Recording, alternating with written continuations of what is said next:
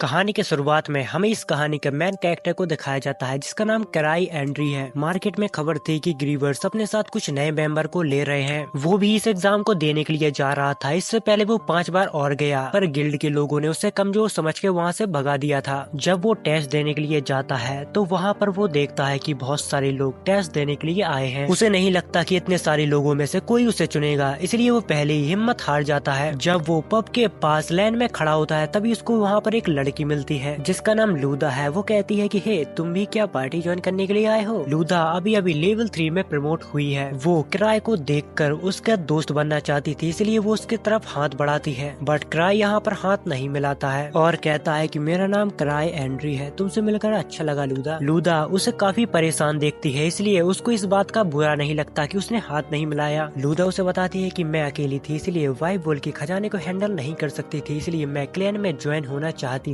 तभी यहाँ पर एक हट्टा कट्टा आदमी खड़ा होता है। वो उस लड़की से कहता है कि ये जगह तुम्हारे लिए नहीं है, चलो भागो यहाँ से। जिस बात से वो दोनों ही आपस में लड़ने लगती है। इतनी देर में यहाँ पर सिक्योरिटी आती है और वो कहती है कि तुम्हें अपना लाइसेंस रद्द नहीं करवाना है तो शांति से लाइन में खड़े हो जाओ। सिक्योरिटी गार्ड को देखकर क्राई यहाँ पर अपना मुंह छिपा लेता है ताकि कोई फिर से उसको यहाँ से निकाल ना दे। जिसके बाद सीन कट होता है और वो लोग अब पब के अंदर पहुँच चुके थे। तभी लूदा कहती है क्या मस्त जगह है, क्या तुम भी कभी इस जगह पे आए हो? क्राई उसे जवाब देता है कि हाँ, मेरा यहाँ पर 5वीं बार है। जिसकी बात सुनकर लूदा को यहाँ पर काफी बुरा लगता है और वो उससे माफी भी मांगती है, पर क्राई कहता है कि चलो कोई बात नहीं, क्योंकि जिसके पास ताकत होती है वो अपने रैंक बढ़ाते हैं और आगे बढ़ते हैं, और जिसके पास कुछ भी नहीं होता है वो जिंदा रहने के लिए छोटे छोटे मौकों को पकड़ते हैं। तभी लूदा उससे पूछती है कि वो सामने जो पार्टी बैठी हुई है वो पार्टी कौन है? क्राई उसे बताता है कि वो आर्क ब्रेक के मेंबर हैं। वो बहुत ही पावरफुल पार्टी है, अगर उनने किसी को अपने साथ चुन लिया तो उसकी पूरी जिंदगी ही संवर जाएगी। पर जहाँ तक लोग जानते हैं कि उनने काफी टाइम से किसी भी नए मेंबर को अपने साथ ज्वाइन नहीं किया। तभी उनके साइड में एक और चेयर खाली होती है जिस पर कोई नहीं होता है और वो चेयर ग्रीवेंस सोल्स की होती है। वो इस किंगडम की सबसे स्ट्रॉन्ग पार्टी है। इतनी ही देर में वही हट्टा कट्टा आदमी यहाँ पर आ जाता है और वो कहता है कि हे, तुम लोग यहाँ पर अंदर भी आ गए, तुम्हें पता है ना कि चूजों का यहाँ पर कोई काम नहीं। तभी वो हट्टा कट्टा आदमी उनको बताता है कि वो ग्रीवेंस सोल्स की चेयर है। वो लोग कुछ साल पहले इस किंगडम में आए थे, पर अपनी जबरदस्त पावर के साथ उनने एक अपनी अलग ही पहचान बना ली है, जिन्हें लोग द ग्रीवेंस सोल्स के नाम से जानते हैं। इतनी ही देर में यहाँ पर एक लाल बालों वाला लड़का शोर मचाने लगता है और कहता है कि मेरे पास इतना टाइम नहीं है, मुझे लगता था कि यहाँ पर सिर्फ बेस्ट लोग ही आएंगे, पर यहाँ पर तो भीड़ बकरियां भी आ गई। वो लड़का ग्रीवर्स के साथ ज्वाइन होना चाहता था, पर वो लोग यहाँ पर थे ही नहीं, इसलिए उस लड़की को यहाँ पर बहुत ज्यादा गुस्सा आता है। तभी ये तमाशा बंद करने के लिए एक लड़की खड़ी होती है जिसका नाम टीनो है। वो कहती है कि तुम्हें अपनी औकात नहीं भूलनी चाहिए। जिसके बाद यहाँ पर जितने भी लोग होते हैं वो सारे इस फाइट को एंजॉय करने वाले थे। तभी वह लड़का अपनी खतरनाक स्वेट को बाहर निकालता है और टीनो भी अब फाइट करने के लिए तैयार हो जाती है। तभी क्राई लूदा से कहता है कि हमें यहाँ से निकल जाना चाहिए, अगर हम फंस गए तो गए काम से। क्राई छिप छिप कर यहाँ से निकलने की कोशिश कर रहा था, पर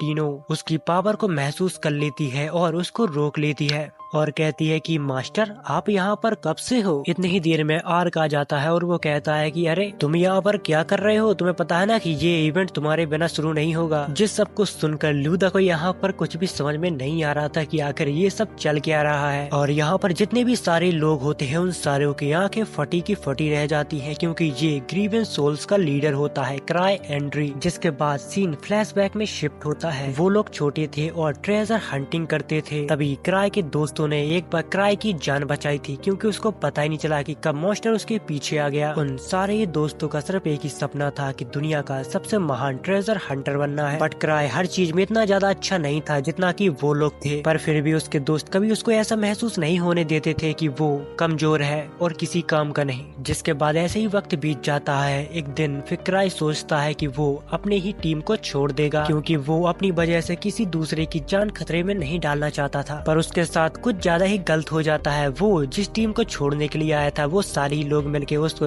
इस टीम का लीडर बना देते हैं, क्योंकि वो लोग नहीं चाहते थे कि क्राई उनकी टीम को छोड़ कर जाए, क्योंकि उससे अच्छा कोई नहीं। अगर क्राई नहीं होता तो शायद ग्रीवेंस सोल्स कभी नहीं होती। जिसके बाद वापस से सीन प्रेजेंट में आता है। तभी आर्क कहता है कि तुम्हें आने में बहुत देर होगी। क्राई उसे बताता है कि मैं आज सोकर बहुत लेट जागा था। क्राई आर्क को बताता है कि मेरे पास एक बहुत ही ज्यादा काबिल मेंबर है, अगर मैं कहूँगा तो तुम उसे अपनी पार्टी में लोगे? आर्क उसे उसे जवाब देता है कि बिल्कुल, इसमें भी कोई पूछने की बात है। पर अभी भी यहाँ पर वो लाल बालों वाला लड़का शोर मचा रहा था। तभी क्राई उससे कहता है कि हे, तुम्हारा नाम क्या है? वो लड़का कहता है कि मेरा नाम गिलबर्ट बुश है, मैं लेवल 4 का हंटर हूँ। क्राई यहाँ पर उनमें से किसी एक को चुनना चाहता था, पर उसको समझ में नहीं आता कि आखिर किसको वो चुने। इसलिए वो लक के सहारे सबको छोड़ देता है और अपनी रिंग को निकाल कर फेंक देता है और कहता है कि जिसको ये रिंग मिलेगी उसको मैं रिकमेंड करूंगा। ये बात सुनकर गिल्ड में जैसे कि तहलका ही मच जाता है। वो सारी लोग उस रिंग को पकड़ने के लिए दौड़ते हैं, पर तभी टीनो गिलबर्ट के मुंह में एक लात जड़ देती है और फिर उस रिंग को पाने के लिए पूरे गिल्ड के लोग सारे ही आपस में लड़ने लगते हैं। मौके को देखकर क्राई यहाँ से खिसक जाता है, जिसके बाद पूरे ही पब की बैंड बज जाती है। जिसके बाद हमें अगले दिन का सीन दिखाया जाता है, जहाँ पर क्राई के पास एक लड़की आती है और वो इस न्यूज के बारे में उसे बताती है, तुम्हारी वजह से पूरे पब की भैंस की आंख हो गई। तभी क्राई उससे पूछता है कि इस हादसे में कोई घायल तो नहीं हुआ? पर वो लड़की उसे जवाब देती है कि नहीं, ऐसा कुछ भी नहीं हुआ, पर हाँ, एक्सप्लोरर एसोसिएशन के मैनेजर को आपसे मिलना है। जिसके बाद क्राई उससे कहता है कि जितना भी पब का तोड़फोड़ का खर्चा आया है वो सारी आर्क के अकाउंट पर डाल दो और आर्क को ही एसोसिएशन भेज देना, वो उनकी डांट सह लेगा। थोड़ी देर में क्राई को पता चलता है कि आर्क यहाँ पर नहीं है, वो किसी काम से बाहर गया है। अब उसको ही मैनेजर के पास जाना होगा और उनकी डांट को सहना होगा। जिसके बाद आर्क अपने मास्क के बारे में बताता है कि अगर मेरा मास्क टूटा नहीं होता तो मैं आर्क का बेस बना के उसके पास चला जाता, पर अब मुझे शायद ऐसे ही जाना होगा। जिसके बाद हमें एसोसिएशन का सीन दिखाया जाता है, जहाँ पर क्राई अपने बॉस से माफी मांगता है और उसके सामने गिड़गिड़ाने लगता है और कहता है कि मैंने लोगों को रोकने की बहुत कोशिश की, पर वो लोग आउट ऑफ कंट्रोल हो चुके थे। मुझे पता है कि ये सब मैटर नहीं करता, पर सबसे बड़ी बात ये है कि किसी को भी चोट नहीं आई। जिसके बाद वो मैनेजर उसको एक मिशन दे देता है, पर यहाँ पर क्राई एंडी बहुत ही आलसी किस्म का आदमी होता है। वो मैनेजर के सामने बड़ी बड़ी बातें करने लगता है और मन में सोचता है कि एक मिशन को पिक करके वो आर्क के ऊपर थोप देगा। जिसके बाद वो एक सैंपल से दिखने वाले मिशन को चुनता है और वो सोचता है कि इस मिशन को मैं आर्क के ऊपर थोप दूंगा और चुपचाप निकल जाऊंगा, पर उसे पता नहीं होता कि उसने जो मिशन चुना है वो सबसे ज्यादा टफ मिशन है। जिसके बाद क्राई वापस एसोसिएशन से आता है और आर्क के पास जाता है, बट उसको आर्क वहाँ पर नहीं मिलता है क्योंकि वो किसी काम से बाहर गया था, क्योंकि उसे नोवल ने बुलाया था, इसलिए वो कुछ समय के लिए वापस नहीं आ सकता। जिसके बाद हमें पास्ट का सीन दिखाया जाता है, जहाँ पर क्राई की टीम गिल्ड में अपना नाम जुड़वाने के लिए आई थी। तभी ल्यूक दरवाजे में लात मारता हुआ अंदर जाता और कहता है कि यहाँ पर कौन है सबसे ताकतवर स्वॉर्डमैन? वो हूँ सिर्फ मैं। इन लोगों की एंट्री तो बहुत धांसू होती है, बट यहाँ पर सारे लोग इनको जोकर समझ रहे थे। क्राई को इन सब का ऐसा व्यवहार देखकर उसको काफी ज्यादा शर्मिंदगी महसूस होती है। अरे, इन लोगों के साथ आ गया मैं। जिसके बाद लियो को अपने से डबल शरीर वाले आदमी को बता रहा था कि हमारे लीडर ने कहा है कि अगर कोई योद्धा सिर्फ वेपनों के वजह से योद्धा हो तो वो योद्धा नहीं होता, इसलिए मैं हमेशा लकड़ी की तलवार को इस्तेमाल करता हूँ। जिसके बाद एसोसिएशन की स्टाफ उसको एक लेटर देती है और कहती है कि यहाँ पर अपना पार्टी नाम और अपना सिंबल बना दो ताकि तुम्हें पहचानने में आसानी हो पाए। बट क्राई ने तो अभी तक इसके बारे में कुछ सोचा भी नहीं था, इसलिए वो अपनी पार्टी का नाम द ग्रीवन सोल्स रख देता है और सिंबल में एक स्कल का लोगो बना देता है, जिसको देखकर क्राई के दोस्त काफी निराश होते हैं। जिस पर क्राई कहता है कि मैं तुम्हारा बहुत बेकार लीडर हूँ, मुझे लीडर नहीं होना चाहिए, मुझे अपनी पार्टी से निकाल दो। क्योंकि यही तो क्राई चाहता था कि वो लोग उसे पार्टी से निकाल दें और वो लोग अपनी जिंदगी अच्छे से जी पाए, क्योंकि क्राई उनके पावर लेवल के बराबर नहीं था, जिस वजह से उनको काफी ज्यादा मुसीबत भी झेलनी पड़ती थी। जिसको सुनकर उसके सारे फ्रेंड बोलते हैं कि नहीं नहीं, ये तो बहुत अच्छा है। जिसके बाद वापस से सीन प्रेजेंट में आता है, जहाँ पर ग्रेग कहता है कि मुझे तो अभी भी विश्वास नहीं हो रहा, तुम सच में स्ट्रॉन्ग पार्टी के लीडर हो जिसे लोग 1000 ट्रिक के नाम से जानते हैं। जिसको सुनकर वो लोग शॉक रह जाते हैं। तभी टीनो कहती है कि तुम जानते हो ना कि मास्टर कितने ज्यादा ताकतवर हैं, तो फिर उनके सामने झुक जाओ। जिस पर क्राई कहता है कि रहने दो, तुम उन्हें डरा रही हो। दरअसल जिसके पास सबसे ज्यादा अचीवमेंट पॉइंट होते हैं उन्हें एसोसिएशन एक अलग ही नाम देता है, जैसे कि क्राई को मिला द 1000 ट्रिक। ये एक सेलिब्रिटी बनने की तरह है। जिस पर गिलबर्ट हैरान होता है और कहता है कि मुझे नहीं लगता कि तुम 1000 ट्रिक हो, मुझसे लड़के दिखाओ, उसके बाद ही मैं मानूंगा। जहाँ पर आर्ट सोचता है कि अरे मैंने तो कभी कहा ही नहीं कि मैं सबसे ज्यादा ताकतवर हूँ। यहाँ पर कुछ लोग हैं जो मेरे नाम के नारे लगाते रहते हैं। जिस पर ग्रेग गिलबर्ट को समझाता है कि तुम ध्यान से बात करो, तुम्हें पता है ना कि सामने कौन है, उससे लड़ना तो तुम भूल ही जाओ, तुम्हें अगर अपनी जान प्यारी हो तो। क्राई उसकी बात को बुरा नहीं मानता और यहाँ से जाने लगता है। तभी गिलबर्ट क्राई को लड़ने की चुनौती देने लगता है, जिस पर टीनो कहती है कि ये सब मुझ पर छोड़ दो, और फिर वो कहती है कि तुमने मेरे मास्टर की बेइज्जती की, इसलिए अब तुम्हें इसका भुगतान तो चुकाना पड़ेगा। जिसके बाद सीन शिफ्ट होता है और गिलबर्ट और टीनो दोनों ही अब लड़ने के लिए आमने सामने होते हैं, जहाँ पर टीनो अपने हथियारों को नीचे डाल देती है और कहती है अगर मैं इनके साथ तुमसे लड़ूंगी तो तुम शायद मर भी सकते हो। जिसके बाद गिलबर्ट भी अपने हथियार को नीचे रख देता और कहता है मैं नहीं चाहता कि लोग कहें कि हथियार से तुम सिर्फ एक लड़की से जीत पाए। जहाँ पर आर्ट सोच में बीता था कि ये दोनों ही लेवल 4 के हैं, पता नहीं कौन जीतेगा। जिसके बाद टीनो गिलबर्ट के ऊपर हमला कर देती है। गिलबर्ट यहाँ पर बहुत ही मुश्किल से उसके हमले से डॉच करता है, बट तभी टीनो की उसमें एक लात पड़ जाती है जिससे गिलबर्ट बहुत दूर जाके गिरता है। सबको लगता है कि बस गिलबर्ट का अब खेल खत्म हो गया। जिसके बाद गिलबर्ट उठता है और कहता है कि ये मैच इतनी आसानी से खत्म नहीं हो सकता। तभी टीनो उसको अपने लॉक में फंसा लेती है और फिर थोड़ी देर बाद ये मैच टीनो बहुत ही आसानी से जीत जाती है। यहाँ पर नीचे पड़ा हुआ गिलबर्ट काफी मायूस था।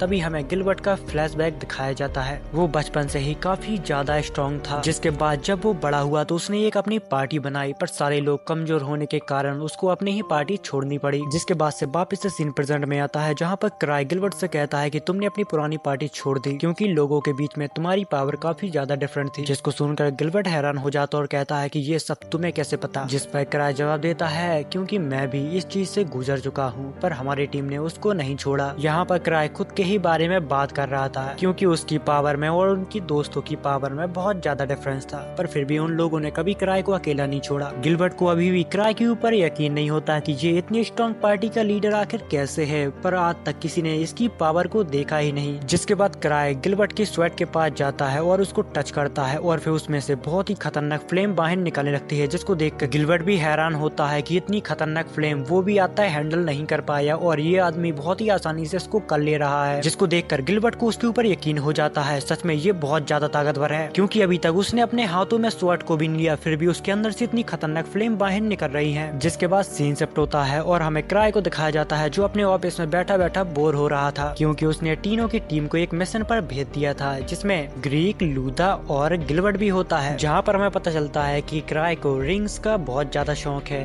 और वो यहाँ वहाँ से रिंग कलेक्ट करता ही रहता है और एसोसिएशन का पैसा फूंकता रहता है। जिसके बाद क्राई को याद आता है कि उसको अपने रिलिक चार्ज करवाना था और वो एक लड़की के पास आ जाता है। वो लड़की थोड़ी देर बाद डेंजन के अंदर हंटिंग करने के लिए जाने ही वाली थी, पर उससे पहले क्राई यहाँ पर आ जाता है, जहाँ पर वो लोग क्राई की बहुत ज्यादा रिस्पेक्ट करते हैं और उसको एक फैंटम के बारे में बताते हैं कि वो नॉर्थ हाईवे पे आ गया था। 3rd लेवल के नाइट वहाँ पर मौजूद थे, इसलिए वो सारे ही लोग वहाँ पर मारे गए। लगता है कि वो बहुत ज्यादा ताकतवर फैंटम है। उस सारे लोग मारने के बाद उसने एक वाइट वोल्फ का रूप ले लिया था, ऐसा वहाँ के लोग कह रहे हैं। जहाँ पर क्राई को याद आता है कि उस मिशन के लिए टीनो की टीम को उस जगह के लिए भेजा था। जब वो अपने ही दिए गए मिशन को वापस से चेक करता है तो उसमें बहुत सारे लोग लेवल 5 के होते हैं, बट किसी को नहीं पता कि वो जिंदा हैं या फिर मर गए। जिस बात से उसको भी काफी चिंता होने लगती है क्योंकि उसने टीनो को भेजा था वहाँ पर। जिसके बाद हमें टीनो की टीम को दिखाया जाता है जो जंगल में उस ट्रेजर को ढूंढ रही थी, और दूसरी तरफ हमें क्राई को दिखाया जाता है जो काफी परेशान था कि उसने इतनी बड़ी गलती आखिर कर कैसी दी। जिसके बाद क्राई खुद ही सोचता है कि अब वो उनकी मदद करेगा, वो उनसे पहले ही उस ट्रेजर के पास पहुंच जाएगा ताकि उनको फैंटम से ना उलझना पड़े। जिसके बाद वो यहाँ से एक सीक्रेट दरवाजा खोलता है। दूसरी तरफ हमें टीनो को दिखाया जाता है जिनको चलते चलते रात हो चुकी थी, तभी उनके ऊपर एक फैंटम वॉल्फ अटैक करता है। दूसरी तरफ हमें क्राई को दिखाया जाता है जो एक बोरी में किसी चीज को भरकर ले जा रहा था, तभी उसको एवा देख लेती है और कहती है कि तुम ये सब कहाँ ले जा रहे हो। जिस पर क्राई जवाब देता है कि मैं तो बस घूमने जा रहा था। जिसके बाद क्राई अपने चेहरे को ढकता है और यहाँ से उड़कर चला जाता है।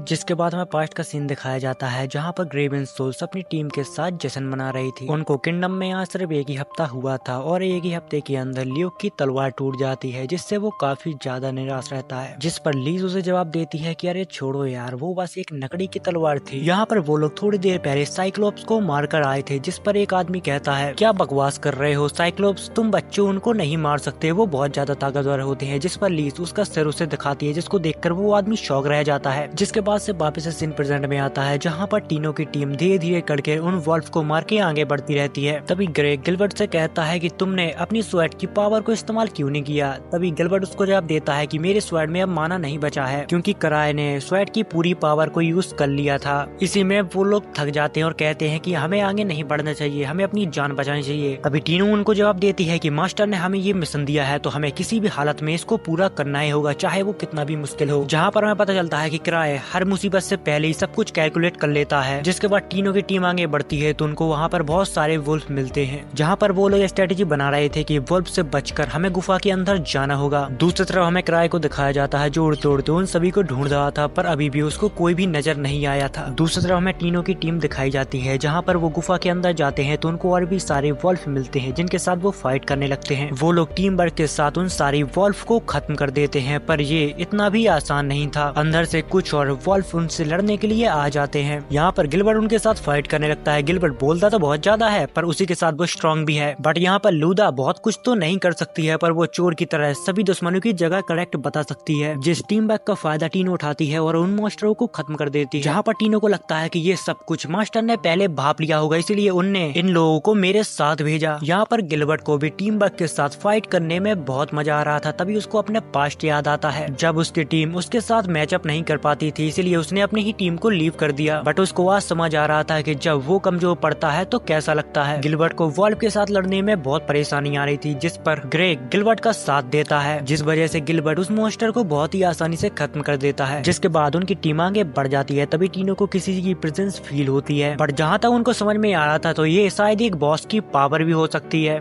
या फिर और भी कुछ। और अब टीनो की टीम अंदर जाने से डर रही थी, पर टीनो उनको हौसला देती है कि मास्टर ने तुम सबको ऐसे ही नहीं चुना, उनने तुम लोगों के अंदर कुछ न कुछ देखा होगा, वरना वो क्यों मेरे साथ तुम लोगों को भेजते यहाँ पर। दूसरी तरफ हमें क्राई को दिखाया जाता है जो अभी भी उन सभी की तलाश कर रहा था। उसी के साथ वो उसको भी बहुत ज्यादा कोस रहा था जिसने ये जैक पैक बनाया है, क्योंकि वो उसमें ब्रेक डालना ही भूल गया, जिस वजह से वो गुफा के अंदर तो चला जाता है पर उसकी स्पीड इतनी ज्यादा होती है कि वो यहाँ वहाँ टकराता रहता है। लोगों को ढूंढते ढूंढते टीनो की टीम उस बॉस के पास पहुँच जाती है और उनको देखते ही बॉस उनके ऊपर अटैक कर देता है, जिस वजह से उनको ये तो पता चल जाता है कि ये वाला बॉस सच में बहुत ज्यादा ताकतवर है। तभी टीनो वाइट वॉल्फ को देखती है तो समझ जाती है कि इसकी वीकनेस इसका सिर है, जहाँ पर वो अपनी टीम से कहती है कि तुम इसका थोड़ी ध्यान भटकाओ, मैं इसको देखती हूँ। गिलबर्ट अपनी पूरी कोशिश करता है मॉन्स्टर का ध्यान भटकाने में। दूसरी तरफ ग्रेग उसके ऊपर हमला करता है तो एक ही झटके में उसकी स्वैट टूट जाती है। इसी मौके का फायदा उठाकर टीनो उसकी स्वैट पर चढ़ जाती है और उसके सिर तक पहुंच जाती है, पर इसी के बीच उसका पैर जख्मी हो जाता है। बट तब भी वो हार नहीं मानती और उसके सिर पर अटैक कर देती है, जिससे वो मॉन्स्टर तो खत्म हो जाता है, पर टीनो की हालत अब बहुत ही बुरी हो चुकी थी। तभी टीनो अपने पैर पर एक पोषण डालती है, जिससे काफी हद तक उसका पैर ठीक हो जाता है। ग्रेग कहता है कि आज का तो दिन ही खराब है, मेरी तो स्वैट ही टूट गई। गिलबर्ट कहता है कि कम से कम तुम जिंदा तो हो, यही बहुत बड़ी बात है। अब उनको लग रहा था कि उनने सारे मॉन्स्टर को खत्म कर दिया, इसलिए अब उन लोगों को ढूंढना चाहिए जिनके लिए वो लोग यहाँ पर आए थे। वो लोग यहाँ से आगे बढ़ पाते इससे पहले यहाँ पर बहुत जैसे दिखने वाले सेम टू सेम वैसे ही कुछ और वॉल्फ आ जाते हैं जो कि हथियारों से लैस होते हैं। अब उनको समझ में नहीं आ रहा था कि एक से लड़ते लड़ते उनकी हालत खराब हो गई है, अब तो 4-4 हैं। अब उनके पास कोई भी चारा नहीं था, इसलिए वो लोग यहाँ से भागने का डिसाइड करते हैं। साइड में एक छोटी सी गुफा होती है जिसके अंदर से वो वॉल्फ नहीं आ सकते थे, पर इससे पहले वहाँ तक वो लोग पहुँच पाते। व्हाइट वॉल्फ उनकी चाल को समझ जाते हैं और उनका रास्ता ब्लॉक कर देते हैं, जिस पर गिलबर्ट और ग्रेग कहते हैं कि हम लोग इनका चारा बनते हैं, तुम दोनों यहाँ से भागने की कोशिश करो। तभी टीनो को क्राई की रिंग के बारे में याद आता है, उन वॉल्फ की आंखों पर शूट करेगी और यहाँ से भागने की कोशिश करेगी, बट इसके लिए भी थोड़ा टाइम चाहिए, जिस पर गिलबर्ट उन मॉन्स्टरों के साथ भिड़ जाता है। लूदा और ग्रेग भी इसमें उसका साथ देती हैं।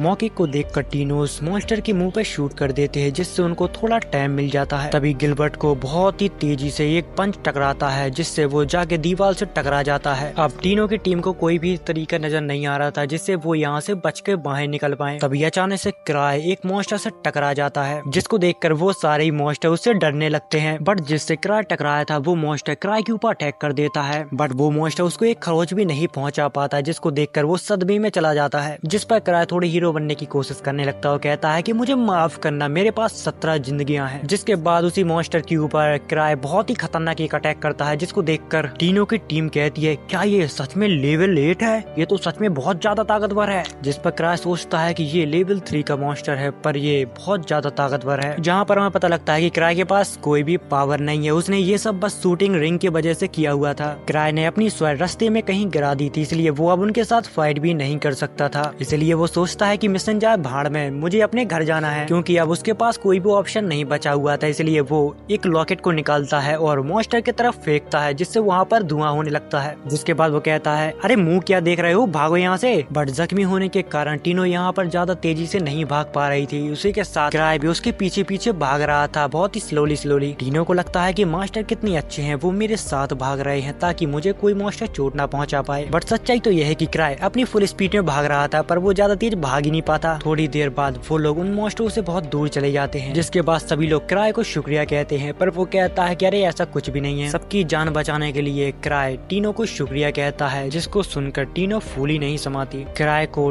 टीनो की चोट नजर आती है, इसलिए वो अपने रैलिक से उसकी चोट को ठीक कर देता है। वो लोग आगे तो बढ़ते जा रहे थे, पर उनको यही नहीं पता कि वो लोग जा कहाँ रहे हैं। जिसके बाद सीन पास्ट में शिफ्ट होता है, जहाँ पर क्राई अपने दोस्तों को अपने सारे रैलिक दिखा रहा था, जिसको देखकर वो सभी लोग कहते हैं क्या इनमें से हम कोई एक चीज ले सकते हैं। जिस पर क्राई कहता है कि तुम्हें जो सी चीज अच्छी लगे वो तुम ले सकते हो। तभी उनमें से एक लड़की एक बैग को उठाती है जो उसको बहुत पसंद आता है। क्राई उसे बताता है कि ये बैग जितना दिखने में छोटा लगता है, उससे वो कई ज्यादा चीजों को स्टोर कर सकता है। उन लोगों का इन चीजों में इंटरेस्ट बढ़ ही रहा था। तभी क्राई उन्हें बताता है ये सिर्फ चॉकलेट रखने के काम आता है। तभी लीज एक ब्रेसलेट को उठा लेती है और अपने हाथ में पहन लेती है और धड़ाम से नीचे गिर जाती है। जिस पर क्राई उसे बताता है कि ये एक लिवायथ रिंग है, जिसे पहनने से शरीर के पूरे सेंसेस खराब हो जाते हैं। दूसरी तरफ ल्यूक एक कर्ज स्वेट को उठा लेता है, जिससे वो कर्ज हो जाता है और आउट ऑफ कंट्रोल हो जाता है, और वो कहता है कि मैं दुनिया के सारे इंसानों को खत्म कर दूंगा। जिसके बाद वापस से सीन प्रेजेंट में आता है। वो लोग अभी भी गुफा के अंदर चल रहे थे, वो अभी तक एग्जिट को ढूंढने में नाकाम रहे। सभी लोग क्राई के पीछे ऐसे चल रहे थे जैसे कि क्राई को रास्ता पता हो, पर सच्चाई तो ये है कि क्राई को खुद नहीं पता कि वो जा कहाँ रहा है। मुझे पता है कि ये सब ट्रेनिंग का हिस्सा है, पर हम जा कहाँ रहे हैं। जिस पर क्राई सोचता है कि मुझे खुद भी नहीं पता, पर पता नहीं क्यों ये सभी लोग मुझ पर ऐसे निर्भर हो रहे हैं जैसे कि मैं सब जानता हूँ। चलते चलते वो एक ऐसी जगह पे पहुंच जाते हैं जहाँ पर दो रास्ते होते हैं, बट टीनो यहाँ पर दूर से उन लोगों को देख लेती है जिनको ढूंढने के लिए वो लोग यहाँ पर आए थे। जिस पर टीनो कहती है कि मैंने कहा था ना, मास्टर जो करते हैं उसके पीछे कुछ न कुछ वजह होती है। वो लोग लेवल 5 के हंटर थे, पर इस समय पे वो बहुत ज्यादा जख्मी थे। रुडोल्फ जो इस पार्टी का लीडर था, वो उन्हें ढूंढने के लिए शुक्रिया कहता है, पर टीनो उससे कहती है कि मुझे शुक्रिया मत करो, मेरे मास्टर को करो, क्योंकि उनकी वजह से हम लोग यहाँ तक पहुँचे हैं। जिस पर क्राई जवाब देता है कि मैंने ऐसा कुछ भी नहीं किया। रुडोल्फ की पार्टी यहाँ पर काफी समय से फंसी हुई थी, इसलिए उनके पास कोई भी एनर्जी नहीं थी। जिसके बाद क्राई अपने बैग से बहुत सारी चॉकलेट निकालता है और सभी को दे देता है। तभी गिलबर्ट क्राई से पूछता है कि आखिर ये काम कैसे करता है। जिस पर क्राई कहता है कि ये एक सीक्रेट है। ग्रेक उस पार्टी के लीडर से कहता है कि तुम लोग तो लेवल 5 के हो, फिर भी उन वॉल्फ को नहीं हरा पाए। जिस पर वो जवाब देता है कि हमारा सामना वॉल्फ से नहीं, स्कल पहने हुए एक फैंटम से हुआ था। वो इतना ज्यादा ताकतवर था कि उसने हमें कीड़े मकोड़े की तरह हरा दिया। उसे हम बहुत ज्यादा कमजोर लगे, इसलिए उसने हम लोगों को खत्म नहीं किया। वो फैंटम इतना ज्यादा ताकतवर था कि शायद 1000 स्वेड भी उसको ना हरा पाए। दरअसल 1000 स्वेड क्राई के बचपन के दोस्त लियोक का नाम है। जिस पर क्राई सोचता है कि क्या मजाक कर रहे हो, अगर इतना कोई ताकतवर होता,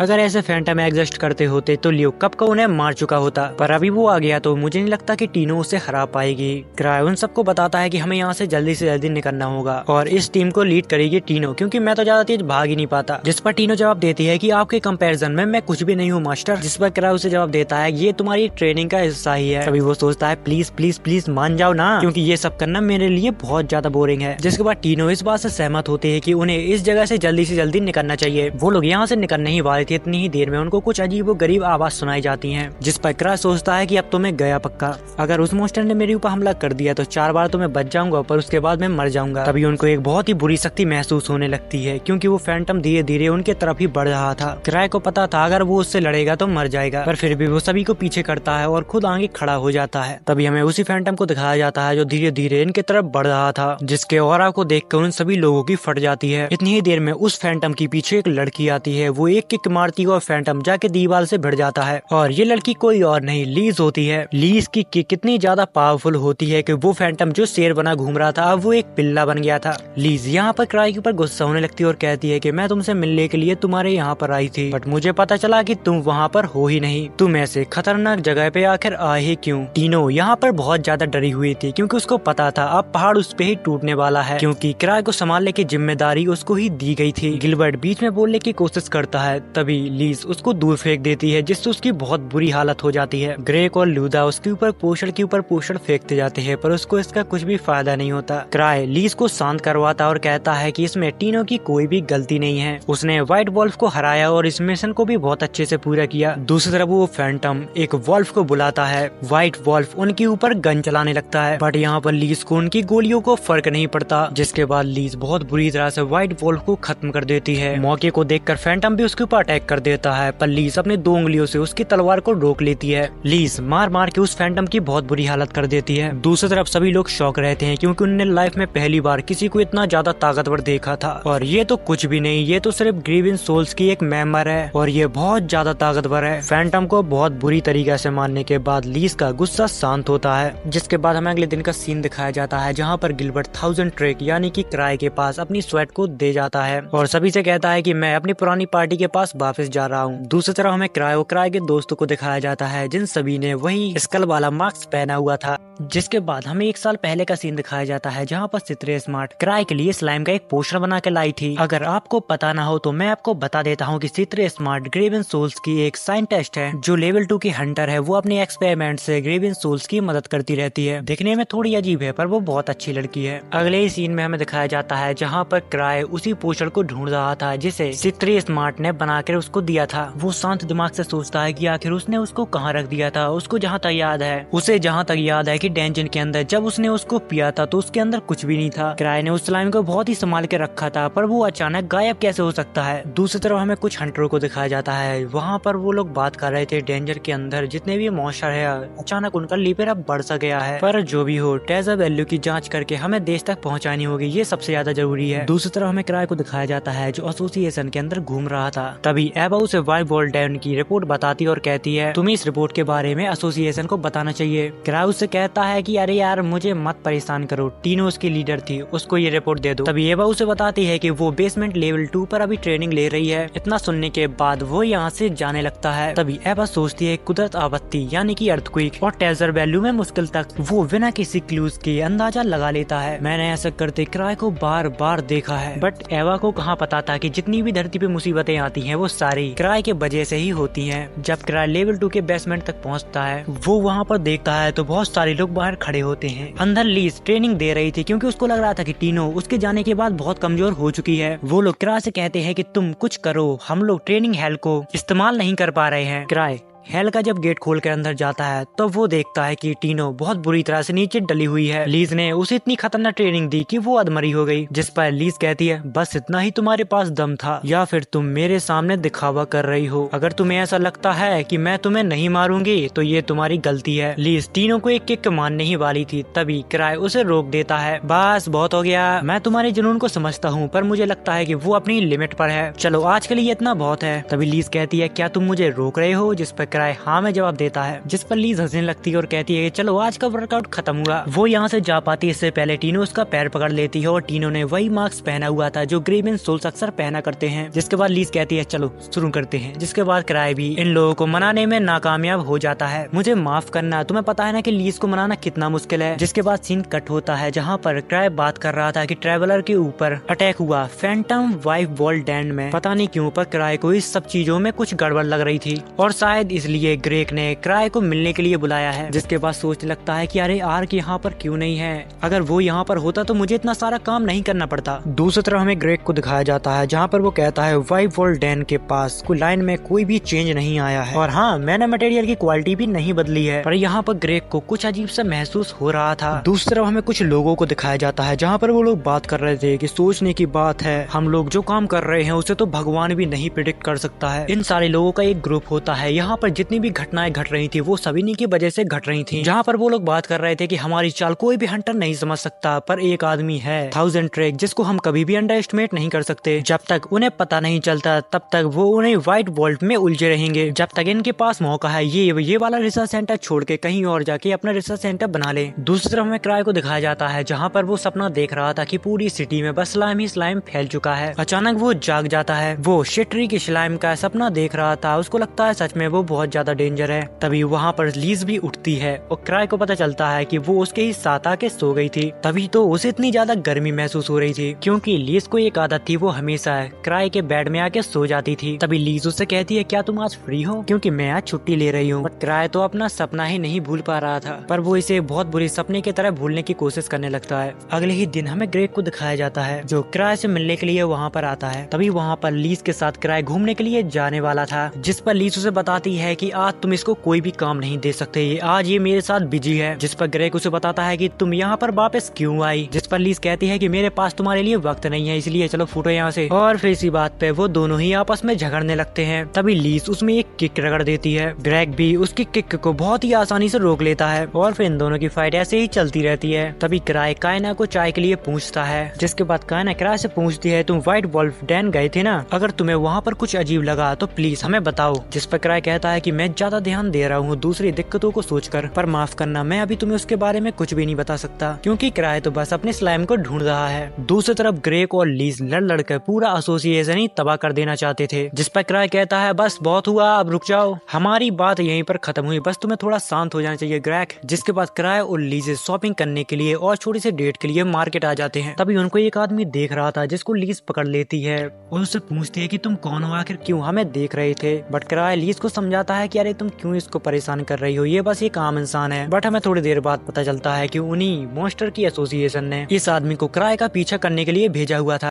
जिसके बाद हमें ग्रेग को दिखाया जाता है, जो क्राई के ऊपर काफी ज्यादा नाराज हो रहा था, क्योंकि क्राई से किसी भी चीज के बारे में पूछते हैं तो वो यहाँ वहाँ निकल जाता है। इसलिए ग्रेग व्हाइट वॉल्फ डैन की इन्वेस्टिगेट 7 की टीम को सौंप रहा था। जिसके बाद 7 की टीम डैन के अंदर चली जाती है। वो लोग कहते हैं क्या मुसीबत है, क्राई की वजह से हमें यहाँ पर फंसना पड़ा। जिसके बाद हमें क्राई और लीज को दिखाया जाता है, जहाँ पर वो लोग एक छोटी सी डेट पर आए थे। क्राई उसे इस कैपिटल की सबसे अनसेफ जगह पे ले जाता है। तभी लीज उससे पूछती है, तुम इस जगह पे किसी से काम है क्या जो तुम यहाँ पर हमें लेकर आए हो। जिस पर क्राई जवाब देता है कि हाँ, क्योंकि यहाँ पर लोग गायब हो रहे हैं। ऐसी जगह पे स्लाइम क्वार्टर को लोगों का गायब होना एक आम बात है। दरअसल क्राई छतरी का दिया हुआ स्लाइम को यहाँ पर ढूंढने के लिए आया था, क्योंकि उसको लग रहा था कि अगर उसने स्लाइम को नहीं ढूंढा तो वो पूरे शहर को तबाह कर देगा। तभी हमें उसी आदमी को दिखाया जाता है जो उनका कुछ टाइम पहले पीछा कर रहा था। वो इन्हें देखकर परेशान होने लगता है और कहता है, ये कैसे हो सकता है, मुझे पता था कि मेरे पीछे कोई भी नहीं आ रहा, फिर भी इन्हें मेरे बारे में कैसे पता चल गया। उस आदमी ने अभी एक नई आइसक्रीम शॉप खोली थी, वहीं पर क्राई भी आ रहा था। इतनी ही देर में वहाँ पर एक सोफिया नाम की लड़की आती है। दूसरी तरफ लीजे उनकी दरवाजे को खनखना रही थी कि बाहर आओ, हमें आइसक्रीम खानी है। लीज को ऐसे करते करते थोड़ी देर बाद बहुत गुस्सा आने लगता है। वो अपनी पंच से पूरी शॉप को तोड़ना चाहती थी, पर क्राई उसे रोकता हुआ कहता है, मुझे लगता है कि ये वाली शॉप बंद है। अंदर हमें उसी आदमी को दिखाया जाता है जो उन दोनों की बातों को सुन रहा था। वो लोग यहाँ से जाने के लिए कहते हैं, जिसके बाद उस आदमी को थोड़ी राहत मिलती है। जिसके बाद क्राई वापस से अपने ऑफिस में आ जाता है। बट अभी भी क्राई को अपनी स्लाइम की काफी ज्यादा चिंता होती है, क्योंकि उसके एक सपने ने उसका पूरा दिमाग ही खराब कर दिया था। इतनी देर में वहाँ पर एवा आ जाती है और वो बताती है, हमने एसोसिएशन की कुछ मेंबरों को सिलेक्ट कर लिया है जो हमारी व्हाइट वॉल्फ डैन में इन्वेस्टिगेट करने में मदद करेंगे। लेकिन 7 और उसका ग्रुप पहले ही आगे बढ़ चुका है। जिसके बाद हमें सीक्रेट एसोसिएशन दिखाई जाती है, जहाँ पर वो लोग कहते हैं, मुझे विश्वास नहीं होता कि उसने इतनी आसानी से हमारी फैसिलिटी को ढूंढ लिया। इसका मतलब ये हुआ कि उनके इंटेलिजेंस नेटवर्क हमसे भी ज्यादा है। लेकिन 1000 ट्रैक की सच्ची इंटेलिजेंस अभी तक साफ नहीं है, इसलिए हम अभी कुछ नहीं कह सकते उसने सच में हमें ढूंढा है कि बस वो एक तुक्का था। यहाँ पर सीक्रेट सोसाइटी में वो लाल बालों वाली लड़की यानी कि सोफिया भी होती है। वो उन सबको 1000 ट्रैक से लड़ने के लिए कहती है। इतना सुन के सभी लोग डर जाते हैं, क्योंकि क्राई लेवल 8 का है और सबसे बड़ी बात यह है कि वो ग्रीवन सोल्स का लीडर है। किसी को नहीं पता कि वो कितना ज्यादा ताकतवर है। जिस पर सोफिया जवाब देती है कि मैं भी देखना चाहती हूँ कि वो कितना ज्यादा ताकतवर है और मेरे डिफेंस सिस्टम उसके सामने कितना टिक पाता है। जिसके बाद हमें तीनों को दिखाया जाता है। वो जब एसोसिएशन पहुँचती है तो वहाँ पर बहुत ज्यादा भीड़ होती है। तभी वो एक आदमी से पूछती है कि यहाँ पर क्या चल रहा है। वो बताता है कि एसोसिएशन की कोलैबोरेशन से सभी लोगों को व्हाइट वॉल्फ डैन में भेजा जाएगा। यहाँ पर जितने भी लोग होते हैं वो सारे ही हंटर्स होते हैं। इतनी ही देर में क्राई और एवा भी यहाँ पर आ जाते हैं, जहाँ पर क्राई उन सबसे पूछता है कि तुम लोग कौन हो, यहाँ पर क्या कर रहे हो। तभी एवा उसे बताती है कि ये सारे लोग डैन की जांच पड़ताल करने के लिए यहाँ पर आए हैं। जिस पर क्राई जवाब देता है कि इतने सारे लोगों को भेज रहे हैं, इन सभी लोगों की भरपाई करने के लिए एक हाथ और एक पैर को बेचना पड़ेगा। तभी क्राई कहता है कि हमारे सभी मेंबर एलाइट हैं, इसलिए मुझे नहीं लगता कि इतने सारे लोगों से संभालने के लिए काफी होंगे। मेरे हिसाब से आधे लोग काफी हैं। जिसकी बात सुनकर लोगों के बीच डर का माहौल बन जाता है। वो लोग कहते हैं, आधे लोग, ये तो बिल्कुल भी नहीं हो सकता। तुम्हें पता है ना कि वो डैन कितनी ज्यादा खतरनाक है। क्राई को लगता था वो बस एक डैन लेवल 3 का ट्रेजर वैल्यू है, पर अब वहाँ पर कुछ ज्यादा ही अलग होने लगा है, क्योंकि वहाँ के जो मॉन्स्टर है वो पहले से बहुत ज्यादा ताकतवर हो गए हैं। लेवल 3 और 4 तो उनके सामने टिक ही नहीं पाते। तभी क्राई कहता है, ठीक है, अगर तुम्हारा इच्छा है तो तुम उसके अंदर जा सकते हो। मुझे लगा था कि आधे ये लोग काफी होंगे, पर तुम्हें अगर जाना हो तो जा सकते हो, मुझे इससे कोई फर्क नहीं पड़ता। इतनी ही देर में यहाँ पर लीज आ जाती है और वो कहती है अगर मैं होती तो आधी भी नहीं लेती, क्योंकि मैं अकेले ही जाती। जहाँ पर सभी लोग कहते हैं कि अरे हम भी स्ट्रॉन्ग हैं यार, हम उन मॉन्स्टरों से लड़ेंगे और उनको खत्म करके वापस भी आ जाएंगे। तभी लीज क्राई के पास जाती है और कहती है कि ये जॉब मुझे दे दो, बट क्राई सीधा उसके मुंह पे मना कर देता है, क्योंकि मैं नहीं चाहता कि ये सब तीनों के लिए बहुत दर्दनाक हो, और साथ ही वहाँ पर पहले ही बहुत लोग मौजूद हैं। जिसके बाद क्राई सभी लोगों को डेंजन में जाने के लिए हाँ कह देता है। दूसरी तरफ हमें 7 की टीम को दिखाया जाता है जो डेंजन की तरफ आगे बढ़ते जाते हैं। तभी डैन में जाने से पहले एक आदमी क्राई के पास आता है और उससे पूछता है कि हमें डेंजन में किसी चीज का ध्यान रखना होगा क्या। तभी क्राई कहता है कि तुम्हें एक स्लाइम को ढूंढना है। तभी वो आदमी कहता है भला डेंजन में स्लाइम क्या कर रहा होगा, लेकिन ऐसा होता है तो ध्यान रखना वो कोई नॉर्मल स्लाइम नहीं होगा। जिसके बाद हमें सीक्रेट एसोसिएशन को दिखाया जाता है जो किसी बारे में बात कर रहे थे। यह हमारी रिसर्च का परिणाम है, एक माना मटेरियल डिवाइस किसी खोज में कहीं पहुंचाने की बात कर रहे थे, बट उसमें एक बहुत बड़ी प्रॉब्लम होती है क्योंकि उस रास्ते के बीच 1000 ट्रेक आ रहा था। अगर किसी भी चीज में 1000 ट्रेक आया तो उसकी टीम ग्रेवियन सोल्स भी उस लफड़े में पड़ जाती है। अगर उन लोगों ने हमारी रिसर्च के बारे में पता लगा लिया तो फिर हम गए काम से। तभी सोफिया कहती है कि कोई दिक्कत की बात नहीं, मेरा डिफेंस सिस्टम बहुत ही ज्यादा ताकतवर है। सोफिया के बारे में हम ज्यादा तो नहीं जानते, पर इतना है कि उसका दिमाग बहुत ज्यादा तेज है और वो किसी भी चीज को बहुत ही आसानी से कर लेती है बिना कोई सबूत छोड़े, क्योंकि उसके दिमाग में कुछ ऐसा चल रहा था जिससे वो पूरे ग्रेवियन सोल्स को संभाल सकती है। दूसरी तरफ हमें 7 की टीम को दिखाया जाता है जो मॉन्स्टर को मारते मारते डेंजन के काफी अंदर तक आ गई थी। उन लोगों ने जहाँ तक अपनी सभी जांच पड़ताल कर ली थी, जिसके बाद उनके पास एक कॉल आता है और दूसरी तरफ से कोई उसे कहता है कि तुम अगर काम हो गया हो तो डेंजन से बाहर आ सकते हो। जिसके बाद दूसरी तरफ हमें क्राई को दिखाया जाता है जहाँ पर उसको कुछ समझ में नहीं आ रहा था कि उसको आखिर क्या करना चाहिए। क्राई ओवर थिंकिंग वाला बंदा है। यहाँ के कुछ लोग ये भी कहते हैं कि क्राई फ्यूचर देख सकता है। तभी लीज क्राई से कहती है कि मैं तुम्हारे सामने लड़ने के लिए बहुत उत्सुक हूँ, क्योंकि पिछले बार मैं अपनी पूरी पावर तुम्हें नहीं दिखा पाई। वो लोग यहाँ पर बात कर ही रहे थे, इतनी देर में यहाँ पर स्त्री स्मार्ट आ जाती है। अरे क्या चल रहा है गाइस, कैसे हो? तभी लीज कहती है क्या तुम पार्टी में ऐसे सिर्फ अकेले ही आई हो? जिस पर चित्र कहती है कि मैं किसी ऐसे से बात नहीं करना चाहती जो पार्टी छोड़कर घर भाग जाए। जिसके बाद वो कहती है कि मैंने सोचा कि क्राई को मेरी स्किल की काफी जरूरत होगी, इसलिए मैं यहाँ पर चली आई, क्योंकि ये एक एसोसिएशन है जो माना मटेरियल को इकट्ठा कर रही है, हमें ऐसा करने से उनको रोकना होगा। यहाँ पर क्राई किसी भी बात को सीरियसली नहीं ले रहा था, क्योंकि उसको बस अपनी स्लाइम की चिंता थी। C3 का स्लाइम एक ऐसा प्रोडक्ट है जो काफी इम्प्रूव हुआ है, लेकिन फिर भी ये एक फेलियर रहा। तभी वो क्राई से कहती है कि तुम मुझसे मत घबराओ, मैंने उसको ऐसा एडजस्ट किया है जैसे कि वो तुम्हारे ऊपर और मेरे ऊपर हमला नहीं करेगा, भले ही वो मटेरियम एलो कैप्सूल से बाहर निकल जाए। बट वो डायमेंशनल लॉकर से बाहर कैसे निकल गया, मुझे तो अभी भी ये समझ में नहीं आ रहा। जैसा कि मैंने पहले बताया कि वो कोई आम स्लाइम नहीं है, वो इतनी ताकत रखता है कि पूरे कैपिटल को खत्म कर सकता है। जिसके बाद सीन शिफ्ट होता है, तभी हमें 7 को दिखाया जाता है जिसके पास वही आदमी आता है जिसको क्राई ने उस स्लाइम के बारे में बताया था। जिसके बाद 7 सभी लोगों को यहाँ पर इकट्ठा करता है। यहाँ पर कभी भी किसी को एक स्लाइम दिख सकती है तो उससे थोड़ा बचकर रहना, क्योंकि क्राई ने बताया है कि वो बहुत ज्यादा खतरनाक है, इसलिए कोई भी उससे अकेले बढ़ने की कोशिश नहीं करेगा। अगर यहाँ पर किसी को स्लाइम दिखाई देती है तो वो सबसे पहले मुझे आकर बताएगा। जहाँ पर कुछ लोग कहते हैं कि नहीं नहीं नहीं, ये बिल्कुल भी नहीं हो सकता, क्योंकि स्लाइम अगर आ भी गई यहाँ पर तो वो हमारे पैरों के नीचे दब के मर जाएगी। जिस पर 7 उन्हें बताता है कि मैं किसी आम स्लाइम की बात नहीं कर रहा, उनके सामने हमारी स्वेट किसी भी काम की नहीं। यहाँ पर कुछ लोग उस स्लाइम को अलग अलग तरीके से मारने की सोचने लगते हैं। तभी 7 को गुस्सा आने लगता है और कहता है कि वो साला कंजूस आदमी कभी भी इंफॉर्मेशन को अच्छे से नहीं बताता। तभी यहाँ पर एक अजीब सा आदमी खड़ा होता है, वो कहता है अगर तुम्हें स्लाइम से इतना ज्यादा डर लग रहा है तो छोड़ दो, हम उससे निपट लेंगे अगर वो दिखाई दे तो। तभी 7 कहता है तो फिर ठीक है, बेकार में मत मनना। इतनी देर में वहाँ पर एक लड़की हाथ उठाती और कहती है क्या मैं कुछ बोल सकती हूँ? मैं एक एल्केमिस्ट हूँ और मेरा नाम तालिया है। मैं क्लैन की लेबोरेटरी में C3 के साथ थी, हम दोनों मिलकर एक रिसर्च कर रहे थे कि स्लाइम के साथ क्या क्या हो सकता है। तभी 7 कहता है तो फिर तुम उसके वीक पॉइंट के बारे में जानते होंगे। तभी वो बताती है कि मैंने और C3 ने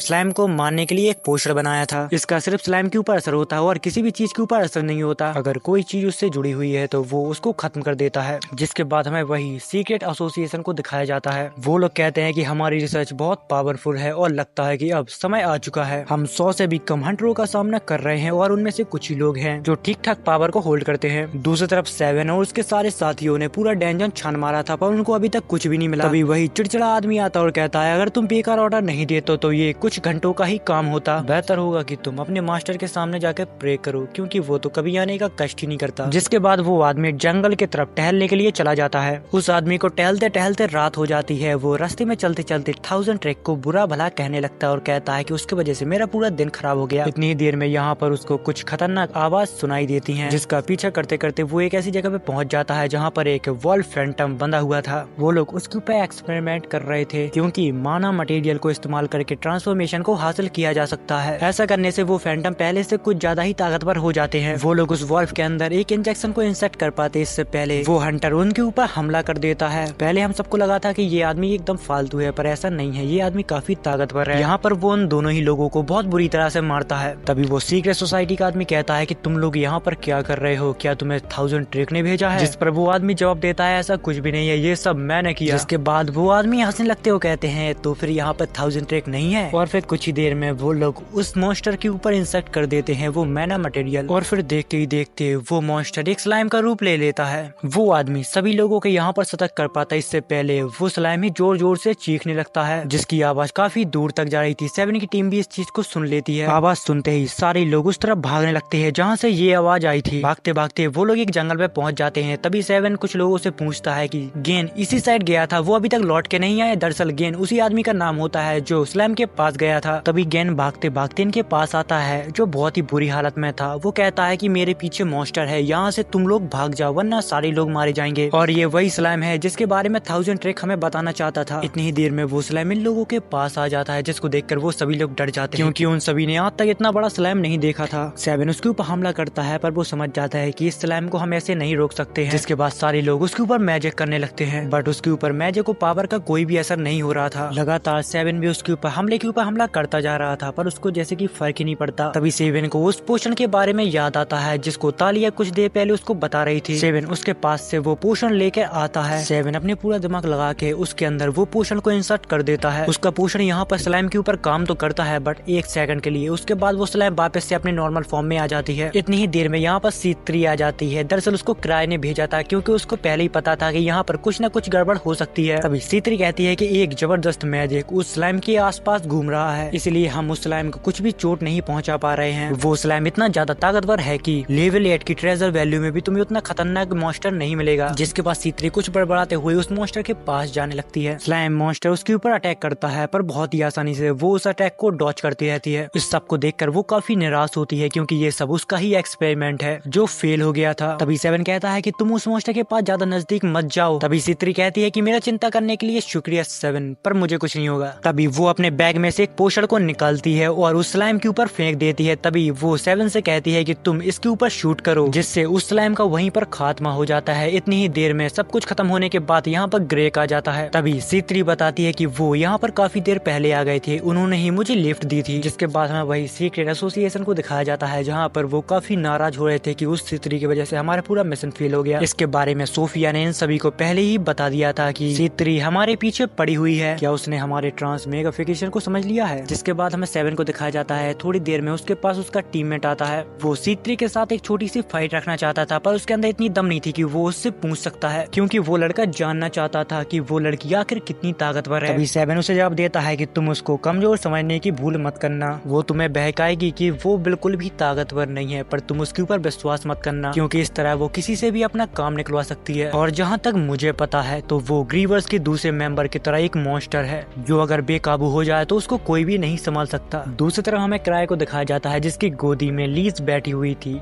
ये सब देखकर तीनों को काफी शर्म आ रही थी। जिसके बाद सीन कट होता है और हमें सीक्रेट सोसाइटी के कुछ लोगों को दिखाया जाता है जहां पर वो अपने दोस्त को बता रहे थे कि हमें एक एक करके सारे फैंटम को डैन के पास भेजना होगा, ऐसा सोफिया ने कहा है। बट यहाँ पर एक एक फैंटम को भेज के हम उनको नहीं हरा सकते। तभी उन लोगों का लीडर बोलता है कि अभी सोफिया को नहीं पता कि जंग आखिर जीती कैसे जाती है, क्योंकि वो सिर्फ एक साइंटिस्ट है। क्योंकि हम लोग 1000 ट्रैक के सामने लड़ रहे हैं, उसका एक स्लाइम कुछ भी नहीं बिगाड़ सकता। हमें सारे स्लाइम को उससे लड़ने के लिए भेजना होगा ताकि हमारे हार का चांस ही ना हो। जिसके बाद हमें डेंजन के पास का सीन दिखाया जाता है जहाँ पर 7 की टीम ने उन्हीं लोगों को पकड़ लिया था जिनने स्लाइम मॉन्स्टर को बनाया था। ये लोग वही होते हैं जिनने व्हाइट वॉल्फ को इंजेक्शन लगाया था। C3 की टीम यहाँ पर सीक्रेट सोसाइटी के लोगों से कुछ पूछना चाहती थी पर वो लोग अपना मुंह नहीं खोलते। वो लोग पूछ के थक जाते हैं पर वो लोग कुछ बताते ही नहीं। तभी C3 उनसे कहती है कि मैं जानती हूँ कि तुम नोटस के स्टूडेंट हो, मैं शायद तुम्हें बताना भूल गई कि मैं काफी लंबे समय से आकाशिक टावर के पीछे पड़ी हुई हूँ। मैं तुम्हारे तुम्हारे बारे में सब कुछ जानती हूँ, बस मैं तुम्हारे साथ कोई जोर जबरदस्ती नहीं करना चाहती हूँ, तो मुझे बता दो कि नॉक्टस कहाँ पर है। बट फिर भी वो लोग अपना मुंह नहीं खोलते, जिस पर C3 उनके ऊपर अपना पोषण को यूज करना चाहती थी, जिससे वो सब कुछ सच सच उगल दें। तभी वहाँ पर कुछ लोग बोलते हैं कि ये इनलीगल है, आप इसको इस्तेमाल नहीं कर सकती, जिस पर C3 कहती है कि अगर हमने इसका इस्तेमाल नहीं किया तो नॉक्टस के बारे में पता नहीं चलेगा और वो यहाँ से भाग जाएगा। तभी ग्रेग कहता है कि इन लोगों को छोड़ो, हमें जल्दी करनी चाहिए। तभी C3 सबके सामने उस पोषण को खुद ही पी लेती है और सभी को बताती है कि ये सिर्फ एक पानी है और कुछ भी नहीं। इतनी ही देर में जंगल में से कुछ भयानक आवाजें आती हैं जो उन्हीं स्लाइम की होती हैं। इतनी ही देर में एक स्लाइम इनकी टीम के ऊपर हमला करने के लिए आ भी जाता है। वो लोग उसे रोकने की कोशिश करते हैं, बट ये भी पहले वाले जैसा काफी ताकतवर होता है। वो लोग पहले वाले स्लाइम की तरह इसे मार भी नहीं सकते हैं क्योंकि अब उनके पास पोषण ही नहीं है। तभी 7 कहता है कि मुझे अब समझ में आया कि क्राई आर्क को यहाँ पर क्यों भेजना चाहता था। वो लोग इस स्लाइम मॉन्स्टर को मारने की तरकीबें खोज रहे थे। इतनी ही देर में एक और स्लाइम मॉन्स्टर प्रकट हो जाता है और अब वो दोनों ही स्लाइम मॉन्स्टर आपस में लड़ने लगते हैं। वो मॉन्स्टर हंटर के ऊपर इसलिए हमला करते थे क्योंकि उनके पास माना था और उनको माना की भूख थी, बट यहाँ पर स्लाइम मॉन्स्टर के अंदर काफी ज्यादा माना पाया जाता है, इसलिए वो एक दूसरे से लड़ने लगते हैं। और फिर देखते ही देखते जंगल में काफी सारे स्लाइम मॉन्स्टर जाग जाते हैं जो एक दूसरे का माना लेने के लिए फाइट करने लगते हैं। अब उन लोगों को इन फैंटम की कमजोरी का पता चल गया था, जिसके बाद सीन कट होता है और हमें सीक्रेट सोसाइटी को दिखाया जाता है जहाँ पर वो उनका लीडर कह रहा होता है, मैंने कहा था कि जैसा सोफिया कहे बस तुम लोगों को वैसा ही करना है। तभी वो लोग माफी मांगते हैं जिनने सारे स्लाइम को एक साथ छोड़ दिया था। तभी सोफिया कहती है कि मुझे इनकी कमजोरी के बारे में पहले ही पता था, इसलिए मैंने एक एक फैंटम को भेजने के लिए कहा था,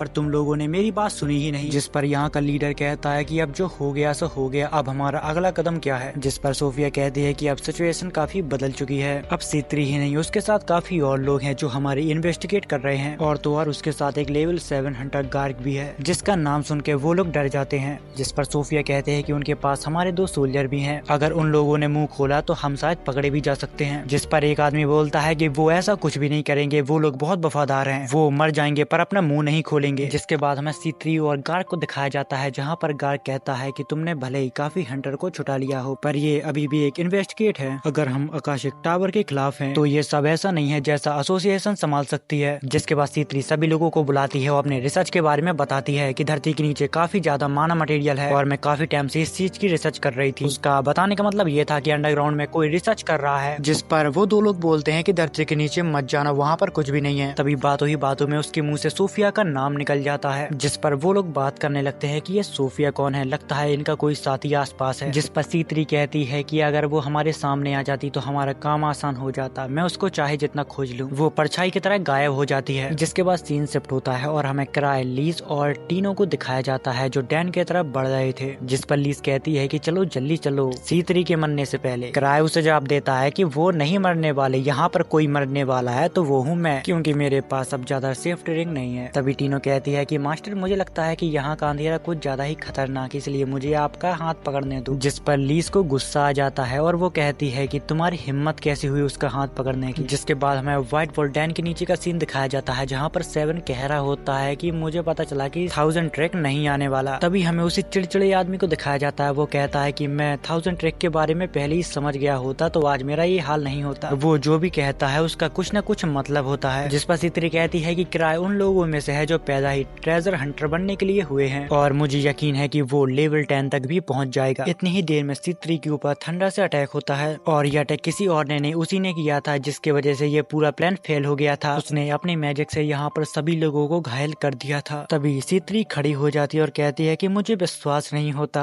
तुमने एरिया ऑफ इफेक्ट स्पेल को इस्तेमाल किया जबकि हमारे पास हॉस्टेज हैं। मैं जानती थी कि मैं किराए की नकल नहीं कर सकती। जिस पर वो आदमी कहता है क्या तुम मेरी क्लाइमेट थंडर से बच गई। जिस पर C3 कहती है कि तुम्हारा ये थंडर किसी भी काम का नहीं था, ये एकदम बकवास था, जिससे उस आदमी को गुस्सा आने लगता है। तभी वो अपना पोस्टर 7 के ऊपर स्प्रे कर देती है जिससे 7 की पावर वापस से हील हो जाती है और 7 उस आदमी के ऊपर अटैक कर देता है और उसे दूर फेंक देता है। जिसके बाद वो उस मॉन्स्टर के साथ फाइट करने लगता है, बट वो मॉन्स्टर काफी ज्यादा खतरनाक होता है तो 7 उससे नहीं लड़ पा रहा था। तभी गार्ड आके उसको काट के फेंक देता है। यहाँ पर C3 अपने पोस्टर से सभी सोल्जरों को हील करने लगती है। दूसरी तरफ हमें क्राई की टीम को दिखाया जाता है जो जंगल में इन्वेस्टिगेट कर रहे थे, बट उनको अभी तक कोई भी सबूत नहीं मिले।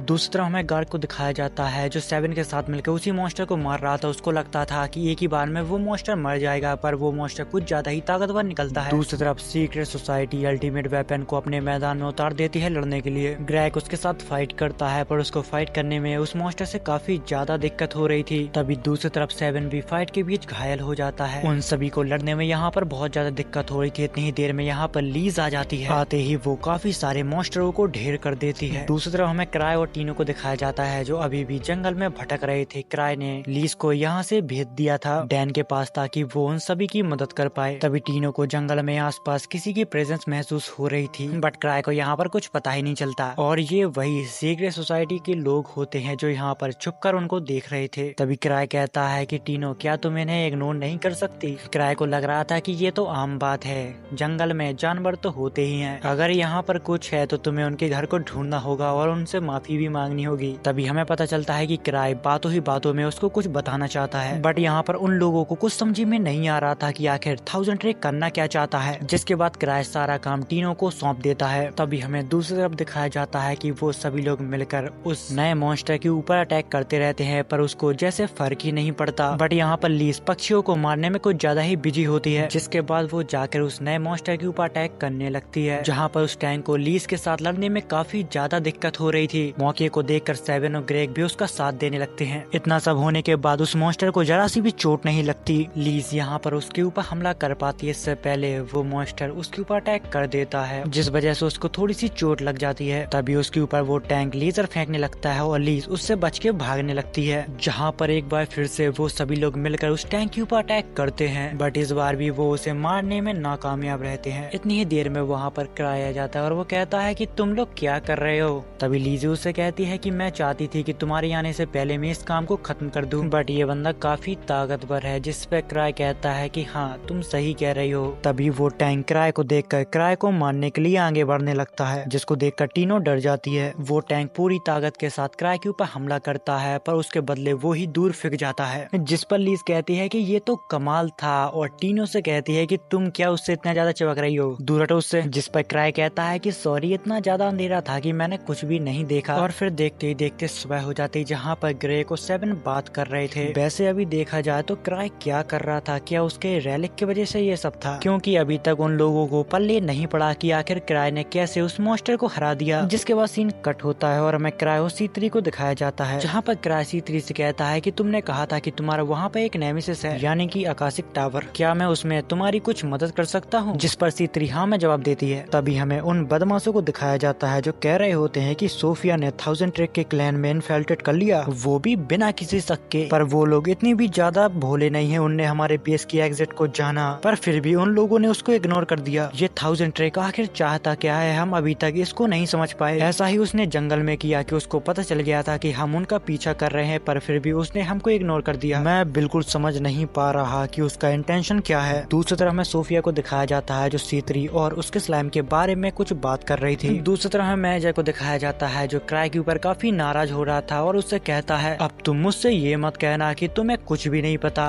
जिस पर क्राई हंसता है और कुछ भी नहीं कहता, क्योंकि उसका एक मामूली सा स्लाइम एक नेशनल लेवल मॉन्स्टर बन गया। हाँ, पर नॉक्टस ने उसके ऊपर कुछ एक्सपेरिमेंट किए जो एम्पायर के सबसे बड़े 3 में से एक क्राइम है। इसलिए सिटीजन को कोऑपरेट करना काफी ज्यादा जरूरी है, क्योंकि अगर उनने ऐसा नहीं किया तो चारों ओर अफरा तफरी मच जाएगी। तभी क्राई कहता है कि ये सब मुझसे नहीं पूछना चाहिए, तुम्हें ये सब C3 से पूछना चाहिए, क्योंकि वो इस बारे में मुझसे बहुत ज्यादा जानती है। दूसरी तरफ हमें वही गुंडों का ग्रोह दिखाया जाता है जो नटालिया को अपने साथ ले आए थे, जहाँ पर नटालिया डरते डरते उनसे कहती है कि तुम लोग कौन हो और मुझे यहाँ पर क्यों लाए हो। जहाँ पर उनका लीडर कहता है कि सोफिया अब तुम ये एक्टिंग बंद करो, हमारे पास ज्यादा टाइम नहीं है, हम इम्पेरियल कैपिटल से जल्दी यहाँ से निकल जाएंगे। जहाँ पर नटालिया उनसे कहती है कि सोफिया तुम लोग मुझे गलत समझ रहे हो, मेरा नाम तालिया वार्डमान है। जहाँ पर उनमें से एक आदमी बोलता है क्या उसने अपने आप को बदल लिया ताकि 1000 ट्रेक उसको ना पहचान पाए। तभी यहाँ पर एक मॉन्स्टर भी होता है जो तालिया को काफी नफरत की नजरों से देख रहा था। इतनी ही देर में यहाँ पर सोफिया आ जाती है, जहाँ पर सोफिया कहती है कि मुझे देर होगी, मुझे माफ करना। जहाँ पर तालिया और सोफिया दोनों ही एक जैसी दिखती हैं, बट यहाँ पर बॉडी लैंग्वेज में थोड़ी फर्क है। जहाँ पर वो लीडर कहता है कि सोफिया तुम ये सब देख के काफी हैरान नहीं हो। जिस पर सोफिया जवाब देती है कि मास्टर ये थोड़ा अलग है, वो नहीं जो मुझ जैसी लगती है वो मैं हूँ। और हाँ, प्लीज ये मत कहना कि हम दोनों ही सिमिलर हैं। बट यहाँ पर उन दोनों को देखकर वहाँ के सभी लोग हैरान होते हैं, क्योंकि वो दोनों दोनों ही एक जैसी लग रही थी। बट यहाँ पर मास्टर को उन दोनों की बातें सुनकर वो सोफिया को देखकर सिर घूम रहा था, जहाँ पर वो अपने बाल निकाल के फेंक देती है और कहती है कि हम जो अक्सर चीज देखते हैं वो वैसी नहीं होती है, और दरअसल ये C3 होती है जो अपनी प्लानिंग के साथ इनका साथ दे रही थी और सही मौके पे इन सबको पकड़ना चाहती थी। जिसको सुनकर यहाँ के लीडर के होश उड़ जाते हैं कि कोई आखिर इतना कैसे शातिर हो सकता है कि उसके बारे में हमें हवा ही ना लगे। यहाँ पर C3 ने उन लोगों की मदद लेकर उनका ही प्लान चौपट कर दिया और अब उनको ही पकड़ लिया, क्योंकि मास्टर के पास सब कुछ था, एक्सपेंसिव इक्विपमेंट से लेकर माना मटेरियल तक। पर अब तुम लोगों का वक्त खत्म हो गया है। क्या तुमने कभी सोचा कि किराए ने इतने वक्त तक तुम्हें कैसे भ्रम में बनाए रखा? जिस पर यहाँ का लीडर कहता है कि 1000 ट्रैक को सब कुछ पता था कि आखिर यहाँ पर क्या चल रहा है। जिस पर C3 कहती है कि मुझे गलत मत समझना, पर मैंने किसी भी चीज को लीक नहीं किया, पर किराए सब कुछ देख सकता है। किराए बहुत ही काइंड इंसान है, जब तक मैं गई तब तक उसने सब कुछ सेट कर दिया था। तो बस असली बात तो ये है कि अभी तक जो सब भी हुआ है वो सब किराए ने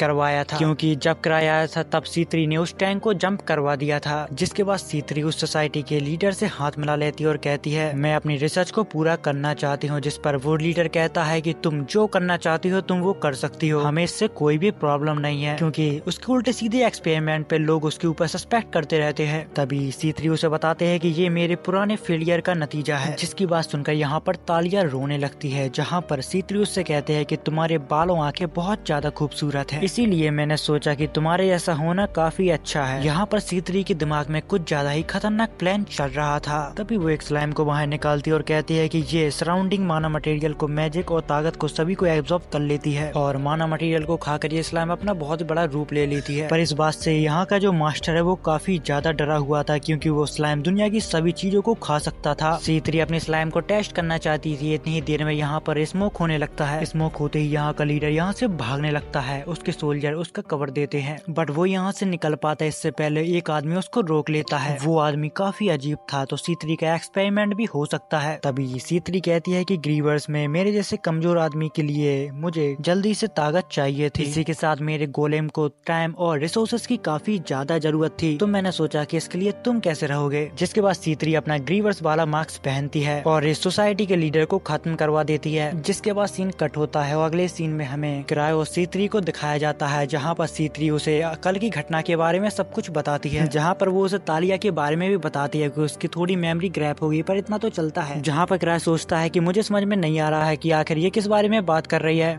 जिसके बाद सीन कट होता है और हमें ग्रेग को दिखाया जाता है, जो किराए को 1 मिनट के लिए अपने पास बुलाता है, जहाँ पर वो उसे क्रैशिंग लाइटिंग के बारे में बताता है, जो अभी एम्पेरियर कैपिटल आया है और नोल्ड हेल का दूसरा नाम है। वो लेवल 7 हंटर है, बट किराए को उसके बारे में कुछ भी पता नहीं होता। जहाँ पर वो जवाब देता है कि मुझे उसमें कोई भी इंटरेस्ट नहीं है। जहाँ पर मैनेजर कहता है तुम सच में बिंदास हो यार, उसने थंडर ड्रैगन को मारा है, वो एक थंडर स्लेयर है। जहाँ पर किराए उससे कहता है अगर तुम ये कह रहे हो तो मैं भी एक ड्रैगन स्लेयर हूँ। किराए की बात सुनकर मैनेजर हंसने लगता है और कहता है कम से कम कोई भी प्रॉब्लम क्रिएट मत करना प्लीज। तभी किराए की पीठ में वो उसको एक धप्पी देता है, जिससे उसका एक रेलिक टूट जाता है। मतलब कि किराए के लिए वो सब इतना ज्यादा ताकतवर था कि उसकी जान भी जा सकती थी। जहाँ पर किराए कहता है कि अभी तो मैं मर जाता, पर जिंदगी को छोड़ना बहुत मुश्किल है। जिसके बाद हमें ज़ेब्रूदिया ऑक्शन को दिखाया जाता है, जो एक नेशनल इवेंट है जो हर साल होता है। यहाँ पर ज्यादातर आइटम जो डिस्प्ले में है वो सारे ही रेलिक हैं। ज़ेब्रूदिया में इस वक्त जो रेलिक आते हैं उनकी क्वालिटी और क्वांटिटी एक्सपेक्टेशनल होती है। जहाँ पर इस ऑक्शन के बारे में किराए को याद आता है, वो भी इस ऑक्शन में पार्टिसिपेट करना चाहता था, पर वो इस बारे में भूल गया था क्योंकि उसके पास पैसे नहीं थे। तभी वो C3 से उधार लेने की सोचता है। तभी उसको याद आता है कि पहले भी C3 से पैसे लिए थे, वो पैसे अभी तक उसने लौटाए नहीं। इतनी ही देर में उसके पास एक लड़की आती है और वो कहती है कि मैं हमेशा रिसेप्शन डेस्क पर रहती हूँ। तभी उसको याद आता है कि अरे हाँ, वो तो ग्रेग के नीचे है। जहाँ पर वो लड़की कहती है कि अंकल काफी खुश दिख रहे थे, उनके साथ कुछ हुआ है क्या? किराए उसे बताता है इतना तो मुझे नहीं पता, वो शायद ड्रैगन स्लेयर के बारे में बात कर रहे थे। जिस पर वो लड़की खुश हो जाती है और कहती है कि वो आर्नोल्ड है, फीलिंग फ्रॉग का। इतनी ही देर में यहाँ पर C3 आ जाती है, जिसके बाद वो C3 यहाँ से चले जाते हैं। वो लोग एवा के पास पहुँचते हैं और उसको एक नया जानवर दिखाते हैं, जिसे C3 ने अपने एक्सपेरिमेंट से बनाया था। और ये एनिमल वही होता है जो कुछ देर पहले फाइट में हमें जंग के मैदान में देखे थे। C3 ने अपने एक्सपेरिमेंट से उसको काफी छोटा कर दिया। जैसे ही वो एनिमल क्राई के नजदीक आता है तो क्राई उसको अपने हाथ में ले लेता है और थोड़ी देर बाद एक एक करके उसके सारे रेलिक टूटने लगते हैं। वो जब अपने रेलिक को देखता है तो उसके सारे ही रेलिक टूट चुके थे। अब उसके पास सिर्फ एक ही लाइफ बची थी। वो तो सही टाइम पे C3 ने एनिमल को वापस ले लिया था। तभी क्राई सोचने लगता है कि तुमने कहा था कि ये मुझे कोई भी नुकसान नहीं पहुंचाएगा, तो फिर ये सब क्या है, या तो फिर इसका मतलब ये है कि ये सिर्फ मेरे साथ खेल रहा था या फिर ये मुझे नुकसान पहुंचाना चाहता है, इसलिए इस तरीके से इसको अपने पास रखना खतरनाक होगा। ये जानवर तो मुझे खेल खेल में मार ही देगा, इसलिए पहले मुझे अपने रेलिक के माना को चार्ज करना होगा। तभी वो C3 से पूछने लगता है, क्या तुम्हें पता है कि लूसिया कब वापस आएगी? जिस पर वो कहती है कि मुझे लगता है कि उसको थोड़ा समय और लगेगा। जिसके बाद C3 क्राई की मसाज करने लगती है, बट वो यहाँ पर कुछ ज्यादा ही खतरनाक तरीके से उसको मसाज दे रही थी। कुछ देर बाद उनको स्टारलाइट के 2 मेंबर मिलते हैं, जहाँ पर उनका नाम लैपिस और क्रिश होता है। तभी उनमें से एक लड़की कहती है कि ऐसे क्या देख रहे हो कमजोर इंसान, लैपिस वहाँ पर खड़ी हुई है और तुमने अभी तक उसको हेलो भी नहीं किया। स्टारलाइट पार्टी अभी अभी इस किंगडम में आई है, इसलिए वो नहीं जानती कि क्राई आखिर कौन है। तभी लैपिस कहती है कि भले ही वो भी एक बेवकूफ इंसान हो, पर वो इस क्लैन का लीडर है। जिस पर क्रिश कहती है कि सोचना मुश्किल है कि ये आदमी लूसिया का बड़ा भाई है, ये बिल्कुल असंभव लगता है। जहाँ पर हमें पता चलता है कि स्टारलाइट एक रियर पार्टी है जो नोबल स्पेंट नाम के सब रेस से बनी हुई है। ये लोग अपनी लंबी उम्र और बेहतर मैजिक स्किल के नाम से जाने जाते हैं। इतनी ही देर में मेरिटा जो 7 की टीम की एक मेंबर होती है, वो क्राई की रेलिक चार्ज करने के लिए आगे आती है। हालांकि उसको इतना अच्छा चार्ज करना तो नहीं आता, पर वो इसको एक बार ट्राई करना चाहती है। मेरिटा यहाँ पर अपनी पूरी कोशिश करके 1-2 रेलिकों को चार्ज करती है, पर उसके बाद वो यहाँ पर बेहोश हो जाती है, क्योंकि रेलिक को चार्ज करने में काफी ज्यादा माना लगता है। जिसके बाद C3 उन सभी को यहाँ पर कुछ ज्यादा ही मोटिवेट कर देती है, जिसके बाद सभी लोग माना को लगा के रेलिक को चार्ज करने लगते हैं। दूसरी तरफ हमें आर को दिखाया जाता है जो नोबल के साथ पार्टी कर रहा था। इतनी ही देर में वहाँ पर लेडी क्लियर आ जाती है। दूसरी तरफ हमें क्राई, टीनो और C3 को दिखाया जाता है जो लीज के रूम में बैठकर उसके इंतजार कर रहे थे। तभी C3 टीनो के पास जाती है और उससे कहती है, क्या तुम्हारी बहन ने तुम्हारे साथ कुछ ज्यादा ही बुरा सलूक किया है? बट यहाँ पर टीनो को C3 की बातों से काफी डर लग रहा था, जिस पर वो मास्टर कहने लगती है। तभी क्राई C3 से कहता है कि तुम उसको छोड़ दो, तुम उसके साथ ऐसा मजाक मत करो। बट यहाँ पर लीज को पता नहीं होता कि वो सभी लोग उसके रूम में उसका इंतजार कर रहे हैं, जिस वजह से वो बिना ही क्लॉथ की बाहर आ जाती है। तभी क्राई भी उसको देख लेता है। तभी C3 फटाक से क्राई की आंखों को बंद कर देती है और कहती है कि तुम अंदर जाओ, तुम ऐसे कभी भी बाहर मत आया करो। यहाँ पर टीनो उसको टॉवल देने की कोशिश करती है, पर यहाँ पर हमें पता चलता है कि लीज ने ये सब जानबूझ के किया था। तभी लीज क्राई से कहती है कि तुम्हें कुछ चाहिए है क्या? तभी क्राई कहता है कि मैं सोच रहा था कि C3 अगर सेफ लौट आई तो हम उसके साथ सेलिब्रेट करेंगे। तब इस बात से लीज खुश हो जाती है और क्राई को झप्पी देना चाहती है, पर C3 ऐसा होने नहीं देती, क्योंकि यहाँ पर सभी लोगों का क्राई के ऊपर क्रश है। जिसके बाद सीन कट होता है और हमें उसी फ्रॉक पार्टी को दिखाया जाता है जो इस किंगडम में नए आए थे। वो लोग यहाँ पर किसी बार में जाने की बात कर रहे होते हैं। तभी हमें क्राई और उसकी टीम को दिखाया जाता है जो C3 के वापस लौट आने पर बार में सेलिब्रेट कर रहे होते हैं। इतनी ही देर में यहाँ पर फेलिंग फ्रॉक का लीडर आ जाता है। वो आते ही यहाँ पर गुंडागिरी करने लगता है और इस शहर में अपनी दहशत बनाने की कोशिश करता है। तभी यहाँ पर C3 और लीज दोनों ही नशे में झूम रही थी। क्राई ध्यान से उनकी बातों को सुन रहा था, बट उसको याद नहीं आ रहा था कि आर्नोल्ड, उसने ये नाम कहीं पर सुना है, पर उसको याद नहीं आ रहा। थोड़ा सोचने के बाद वो कहता है कि अरे छोड़ो, जो भी हो। इतनी ही देर में आर्नोल्ड यहाँ पर कहता है कि मुझे शराब और लड़कियाँ यहाँ पर चाहिए। तभी शराब की हालत में लीज उसके पास आ जाती है और कहती है कि तुम्हें शराब और लड़कियाँ दोनों ही मिलेंगी, तुम्हारे लिए एक अच्छी लड़की और शराब का इंतजाम कर दूं। जिसके बाद वो हंसने लगती है और आर्नोल्ड के ऊपर शराब डाल देती है और उसके मुंह में एक बहुत ही खतरनाक पंच मारती है। जिसके बाद वो सभी लोगों को यहाँ पर पीटने लगती है और कहती है कि मैं तुम्हारे दिमाग को ठीक कर दूंगी, लड़की चाहिए तुम लोगों को। जिस पर आर्नोल्ड यहाँ पर कुछ ज्यादा ही गुस्सा होने लगता है। तभी लीस उसके सिर पर लात रखती है और उसको दबाने लगती है और कहती है, तू अपने आप को ताकतवर समझता था क्या? तू तो बहुत कमजोर निकला, क्या तू सच में लेवल 7 है?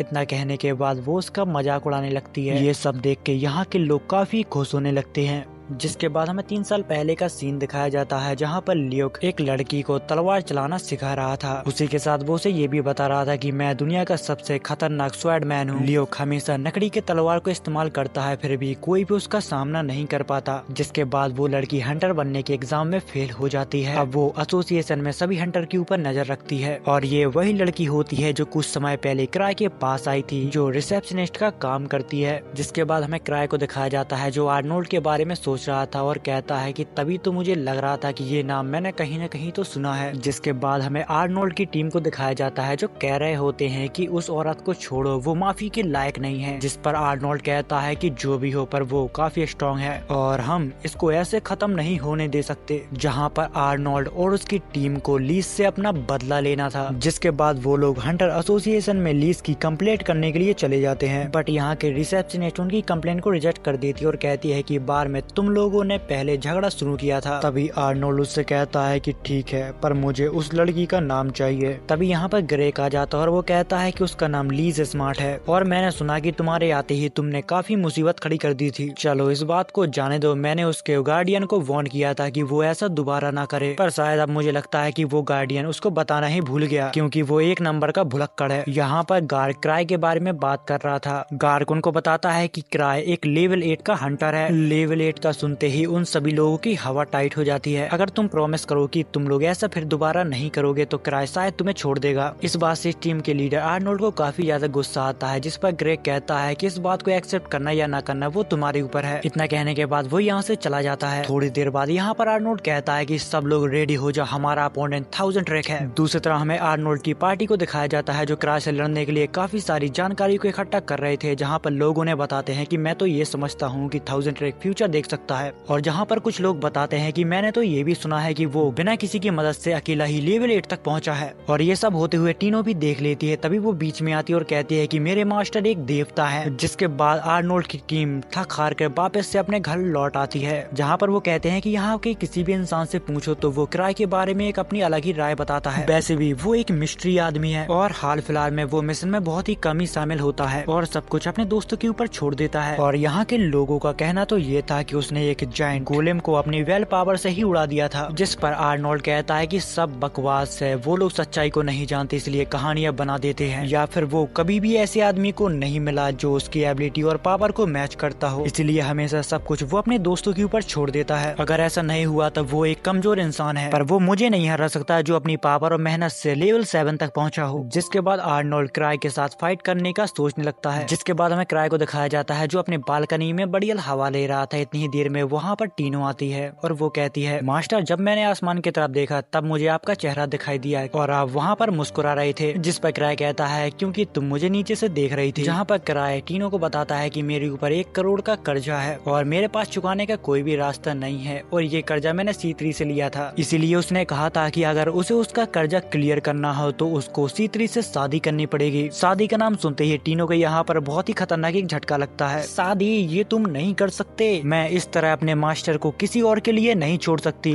तभी यहाँ पर क्राई हंसता और कहता है कि ये सब तो एक मजाक था, चलो कुछ मीठा खाने चलते हैं। जहाँ पर टीनो क्राई से कहती है क्या हम ट्रेजर के अंदर रैलिक ढूंढने चलें, और अभी तो रैलिक का ऑक्शन भी चल रहा है, उसके हमें अच्छे खासे दाम मिल सकते हैं। जिस पर क्राई सोचता है क्या तुम चाहती हो टीनो मैं मर जाऊं, क्योंकि वो बिना रैलिक के कहीं पर भी सरवाइव नहीं कर पाएगा। दूसरी तरफ हमें आर्नोल्ड की टीम को दिखाया जाता है जो 1000 ट्रैक को हराने की बात कर रहे थे। 1000 ट्रैक की टीम अगर उसके पास होगी तो हम उसे नहीं हरा पाएंगे, और जब वो अकेला हो तो सभी लोग मिलकर उसके ऊपर अटैक करेंगे। इतनी ही देर में वहाँ से टीनो और क्राई गुजरते हैं। तभी क्राई कहता है कि तुम लोग कौन हो। तभी आर्नोल्ड बोलता है कि बार में जो सब भी हुआ उसका वक्त आ गया है चुकाने का 1000 ट्रैक, और तुम्हारी हिम्मत कैसी हुई यहाँ पर अकेले आने की, जहाँ पर आर्नोल्ड की टीम पूरे हथियारों के साथ यहाँ पर आई थी। तभी क्राई कहता है कि ओह याद आया, तुम तो वही हो बार वाले। तभी टीनो कहती है क्या तुम हमसे लड़ना चाहते हो, मैंने कहा था ना कि मास्टर एक देवता है। जिस पर वो लोग कहते हैं कि इस मामले से तुम दूर रहो लड़की, हम 1000 ट्रैक से बात कर रहे हैं। जिस पर क्राई उन्हें शांत होने के लिए कहता है, और वो ये भी कहता है कि लीज ने जो भी किया वो काफी सोचने की बात है, पर इस समय मैं टीनो के साथ डेट पर हूँ, इसीलिए मुझे तुम लोगों से लड़ाई नहीं करनी, इसलिए मैं तुम सभी से माफी मांग लूंगा अगर जरूरत पड़ी तो। क्योंकि क्राई यहाँ पर किसी के साथ भी फाइट नहीं करना चाहता था, उसके पास इतनी पावर नहीं थी कि वो लेवल 7 को संभाल पाए। जिस पर टीनो कहती है कि आप ऐसा इनसे क्यों कह रहे हो मास्टर, आप इनको आराम से हरा सकते हो। तभी क्राई उसका मुंह पकड़ लेता है और उससे कहता है कि आज मैंने कोई भी हथियार नहीं लिए हैं, क्या हम इन लोगों को किसी और दिन देख सकते हैं। जिसके बाद वो उनसे कहता है कि अगर तुमने मुझे ऐसे हरा दिया तो तुम्हें जीत का मजा नहीं आएगा। जिस पर टीनो कहती है कि मास्टर को सिर्फ इसलिए फिक्र है कि वो तुम्हारे साथ कुछ गलत न कर बैठे, जिससे आर्नोल्ड की टीम को गुस्सा आने लगता है और क्राई टीनो से कहता है कि तुम्हें कुछ मीठा खाना था ना, चलो हम लोग खाने चलते हैं। बट आर्नोल्ड उसे ऐसे नहीं जाने देता है। जिस पर क्राई उसे कहता है कि अगर तुम्हें लड़ने का इतना ही शौक है तो चलो हम खुले में लड़ते हैं। जहाँ पर वो लोग भी सोच में पड़ जाते हैं कि आखिर ये आदमी कौन सी चाल चल रहा है। पर यहाँ पर क्राई ने सबको इसलिए बुलाया था ताकि सड़क पे अगर उसको कोई अपने क्लैन का मेंबर मिल जाए तो वो उसको बुला ले, बट उसको दूर दूर तक कोई नहीं दिखता। जिस पर आर्नोल्ड का एक मेंबर बोलता है कि तुम कितनी देर तक ऐसे ही खड़े रहोगे, चलो फाइट शुरू करते हैं। जिस पर क्राई उसी आदमी का नाम लेकर बोलता है कि ओह हाँ। तभी वो आदमी शॉक हो जाता है और कहता है कि तुम्हें मेरा नाम कैसे पता। तभी आर्नोल्ड उसे बताता है कि तुम्हें उसकी बात नहीं सुननी चाहिए। आर्नोल्ड यहाँ पर आगे बढ़ता और कहता है कि जैसा अफवाहों में कहा गया था तुम्हें समझना उतना ही मुश्किल है, लेकिन मैं तुम्हारी लड़ाई की ताकत समझ गया। हम लोग एक लेवल पे नहीं है बिना असली स्किल के। तुमने अपने गोल को अपने लक और अपने दोस्तों की वजह से पाया और ये है 1000 ट्रैक का असली रूप। तभी टीनो कहती है कि मैं चुप नहीं रह सकती जहाँ पर मास्टर का अपमान हो, और वो क्राई से कहती है कि मुझे बस 2 मिनट दो, मैं इन सभी को पछाड़ दूंगी। जहाँ पर क्राई लड़ने के लिए उसे हाँ कह देता है और पीछे हट जाता है। जिसके बाद टीनो आर्नोल्ड के साथ फाइट करने लगती है, पर यहाँ पर आर्नोल्ड टीनो से बहुत ज्यादा पावरफुल था। तभी क्राई यहाँ पर किसी भी एक क्लैन मेंबर को ढूंढ रहा था ताकि ये खबर वो फटाफट आर्क के पास पहुंचा पाए और वो मदद लेके यहाँ पर आए। तभी आर्नोल्ड के मेंबर बोलते हैं कि तुम कहाँ पर देख रहे हो, यहाँ पर ध्यान दो, तुम्हारी मिस लड़ रही है। टीनो यहाँ पर पूरी ताकत के साथ आर्नोल्ड के साथ फाइट कर रही थी, पर वो आर्नोल्ड को अभी तक एक खरोच भी नहीं पहुंचा पाई थी। तभी आर्नोल्ड उसका सिर पकड़ता है और जमीन में दे मारता है और 1000 ट्रैक से कहता है कि अब बस बहुत हो गया, तुम्हारी वजह से एक लड़की बेचारी मार खा रही है और तुम्हें उसकी बिल्कुल परवाह ही नहीं। जहाँ पर क्राई उनसे कहता है कि मैं तुम लोगों को ऐसे नहीं दिखा रहा था कि जैसे कि मैं एक किंग हूँ, बस मैं तुम लोगों से लड़ना नहीं चाहता था। तभी वो अपने पॉकेट से एक मैजिकल गैजेट को निकालता है जिसे उसे काफी टाइम पहले लूसिया ने दिया था। अब वो समय आ चुका था जहाँ पर वो आर्नोल्ड और आर्नोल्ड की टीम के ऊपर ग्रेविटी मैजिक करता है। इतना खतरनाक मैजिक देखने के बाद वो सभी लोग डर जाते हैं, पर उसी के बीच टीनो भी उसमें फंस जाती है। जब क्राई की नजर टीनो के ऊपर जाती है तो वो अपनी मैजिक से उसे आजाद करवा देता है। तभी आर्नोल्ड यहाँ पर कहता है तो फिर तुम एक मैजिशियन हो, जिस पर क्राई कहता है कि नहीं, मैं मैजिशियन नहीं हूँ, पर उससे क्या फर्क पड़ता है। जिसके बाद क्राई और टीनो एक शॉप पर आ जाते हैं जहाँ पर टीनो उससे माफी मांगती है, वो उस आदमी से नहीं जीत पाई। जिस पर क्राई कहता है कि तुम इस बारे में चिंता मत करो। तभी टीनो उससे कहती है क्या कोई ऐसा ट्रेजर वैल्यू है जिसमें मैं तुम्हारा सारा कर्जा चुका पाऊँ या फिर तुम्हारी इस चीज में कुछ मदद कर पाऊँ। जिसके बाद हमें हंटर एसोसिएशन को दिखाया जाता है जहाँ पर आर्नोल्ड की टीम ने एक ड्रैगन को पकड़ने की रिक्वेस्ट की थी, जहाँ पर क्राई ने उनके रिक्वेस्ट को रिजेक्ट कर दिया था, ये कहकर कि उससे अच्छा तुम एक चिकन को पकड़ो, खाने में वो टेस्टी तो होती है। इस बात से आर्नोल्ड को यहाँ पर काफी ज्यादा गुस्सा आने लगता है। दूसरी तरफ हमें वही स्टार लाइट की लड़कियों को दिखाया जाता है जो अभी तक क्राई के लिए उसके रैलिक को चार्ज कर रही थी। जिसके बाद सीन कट होता है और हमें क्राई और टीनो को दिखाया जाता है जहाँ पर वो एक बूढ़े आदमी के पास अपना रैलिक को चेक करवाने के लिए आए थे। वो रैलिक यहाँ पर काफी कमाल का होता है, पर उस बूढ़े आदमी के दिमाग में ये समझ में नहीं आया था कि आखिर ये लेवल 1 की ट्रेजर वैल्यू में कैसे मिल गया। जिस पर क्राई जवाब देता है क्योंकि टीनो ने इसको ढूंढने में काफी ज्यादा मेहनत की। जहाँ पर वो बूढ़ा आदमी उनको ये भी बताता है कि मुझे इस रैलिक को चेक करना होगा, उसके बाद इसकी असली वैल्यू को पता चलेगा। उस बूढ़े आदमी के पास काफी सारे रैलिक आए थे जो अभी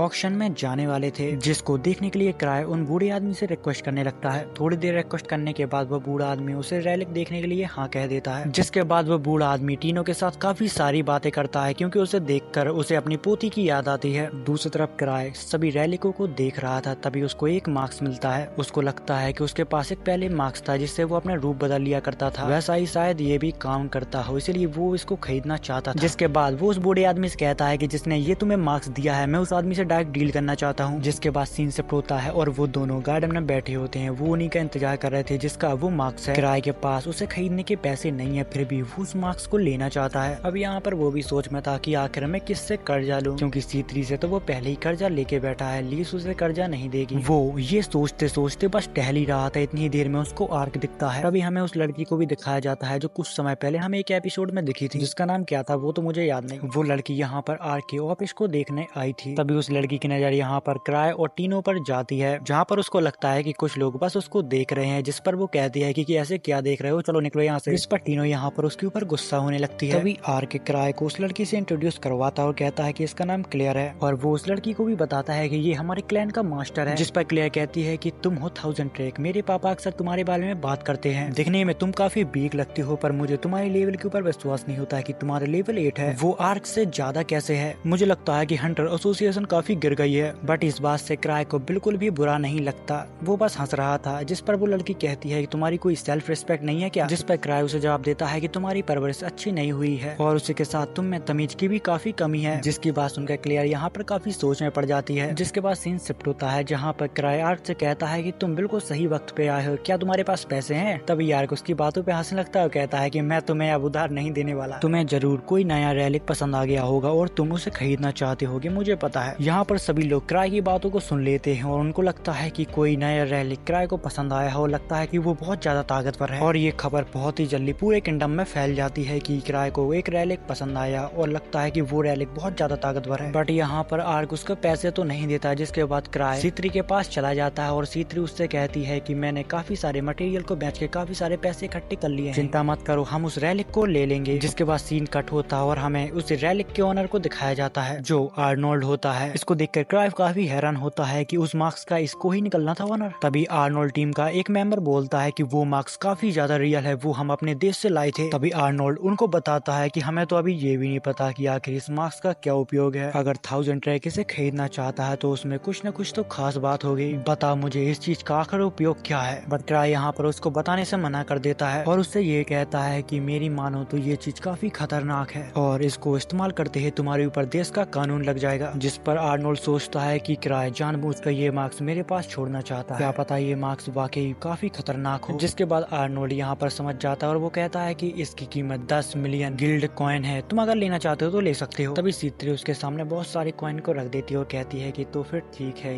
ये रैलिक अब से मेरा हुआ। जिसके बाद यहाँ पर बहुत सारे लोग आ जाते हैं उस रैलिक को खरीदने के लिए, क्योंकि सभी लोगों ने सुना था क्योंकि वो रैलिक काफी ज्यादा ताकतवर है और यहाँ पर सभी आदमी एक दूसरे से ज्यादा बढ़ के बोली लगा रहे थे। इतनी ही देर में यहाँ पर क्लियर भी आ जाती है और वो कहती है कि मुझे लगता है कि ये रैलिक सबसे ज्यादा पावरफुल है, इसलिए इसे तो मैं ही खरीद के जाऊंगी और आर को गिफ्ट दूंगी। जिसके बाद क्राई वापस से अपने ऑफिस में लौट आता है और एवा को आज के बारे में सब कुछ बताता है। और फिर थोड़ी देर में यहाँ पर सीत्री आती है, वो क्राई के सामने बहुत सारे पैसों को रखती है और कहती है कि अब हम उस रैलिक को खरीद लेंगे। सीत्री ने क्राई और अपनी शादी के लिए जो पैसे बचाए थे वो सारी पैसे ले आती है जो 800 मिलियन गिल्ड कॉइन होते हैं। बट यहाँ पर क्राई को बताता है कि वो मार्क्स किसी भी काम का नहीं, वो बस एक बेकार रैलिक है। और फिर इसी के साथ ये सीजन कंप्लीट होता है। तो फिर आप लोग लाइक और सब्सक्राइब कर देना, इससे जो खुशी मिलती है वो नेक्स्ट लेवल होती है। तो फिर मैं चला दूसरी वीडियो बनाने, तब तक के लिए बाय।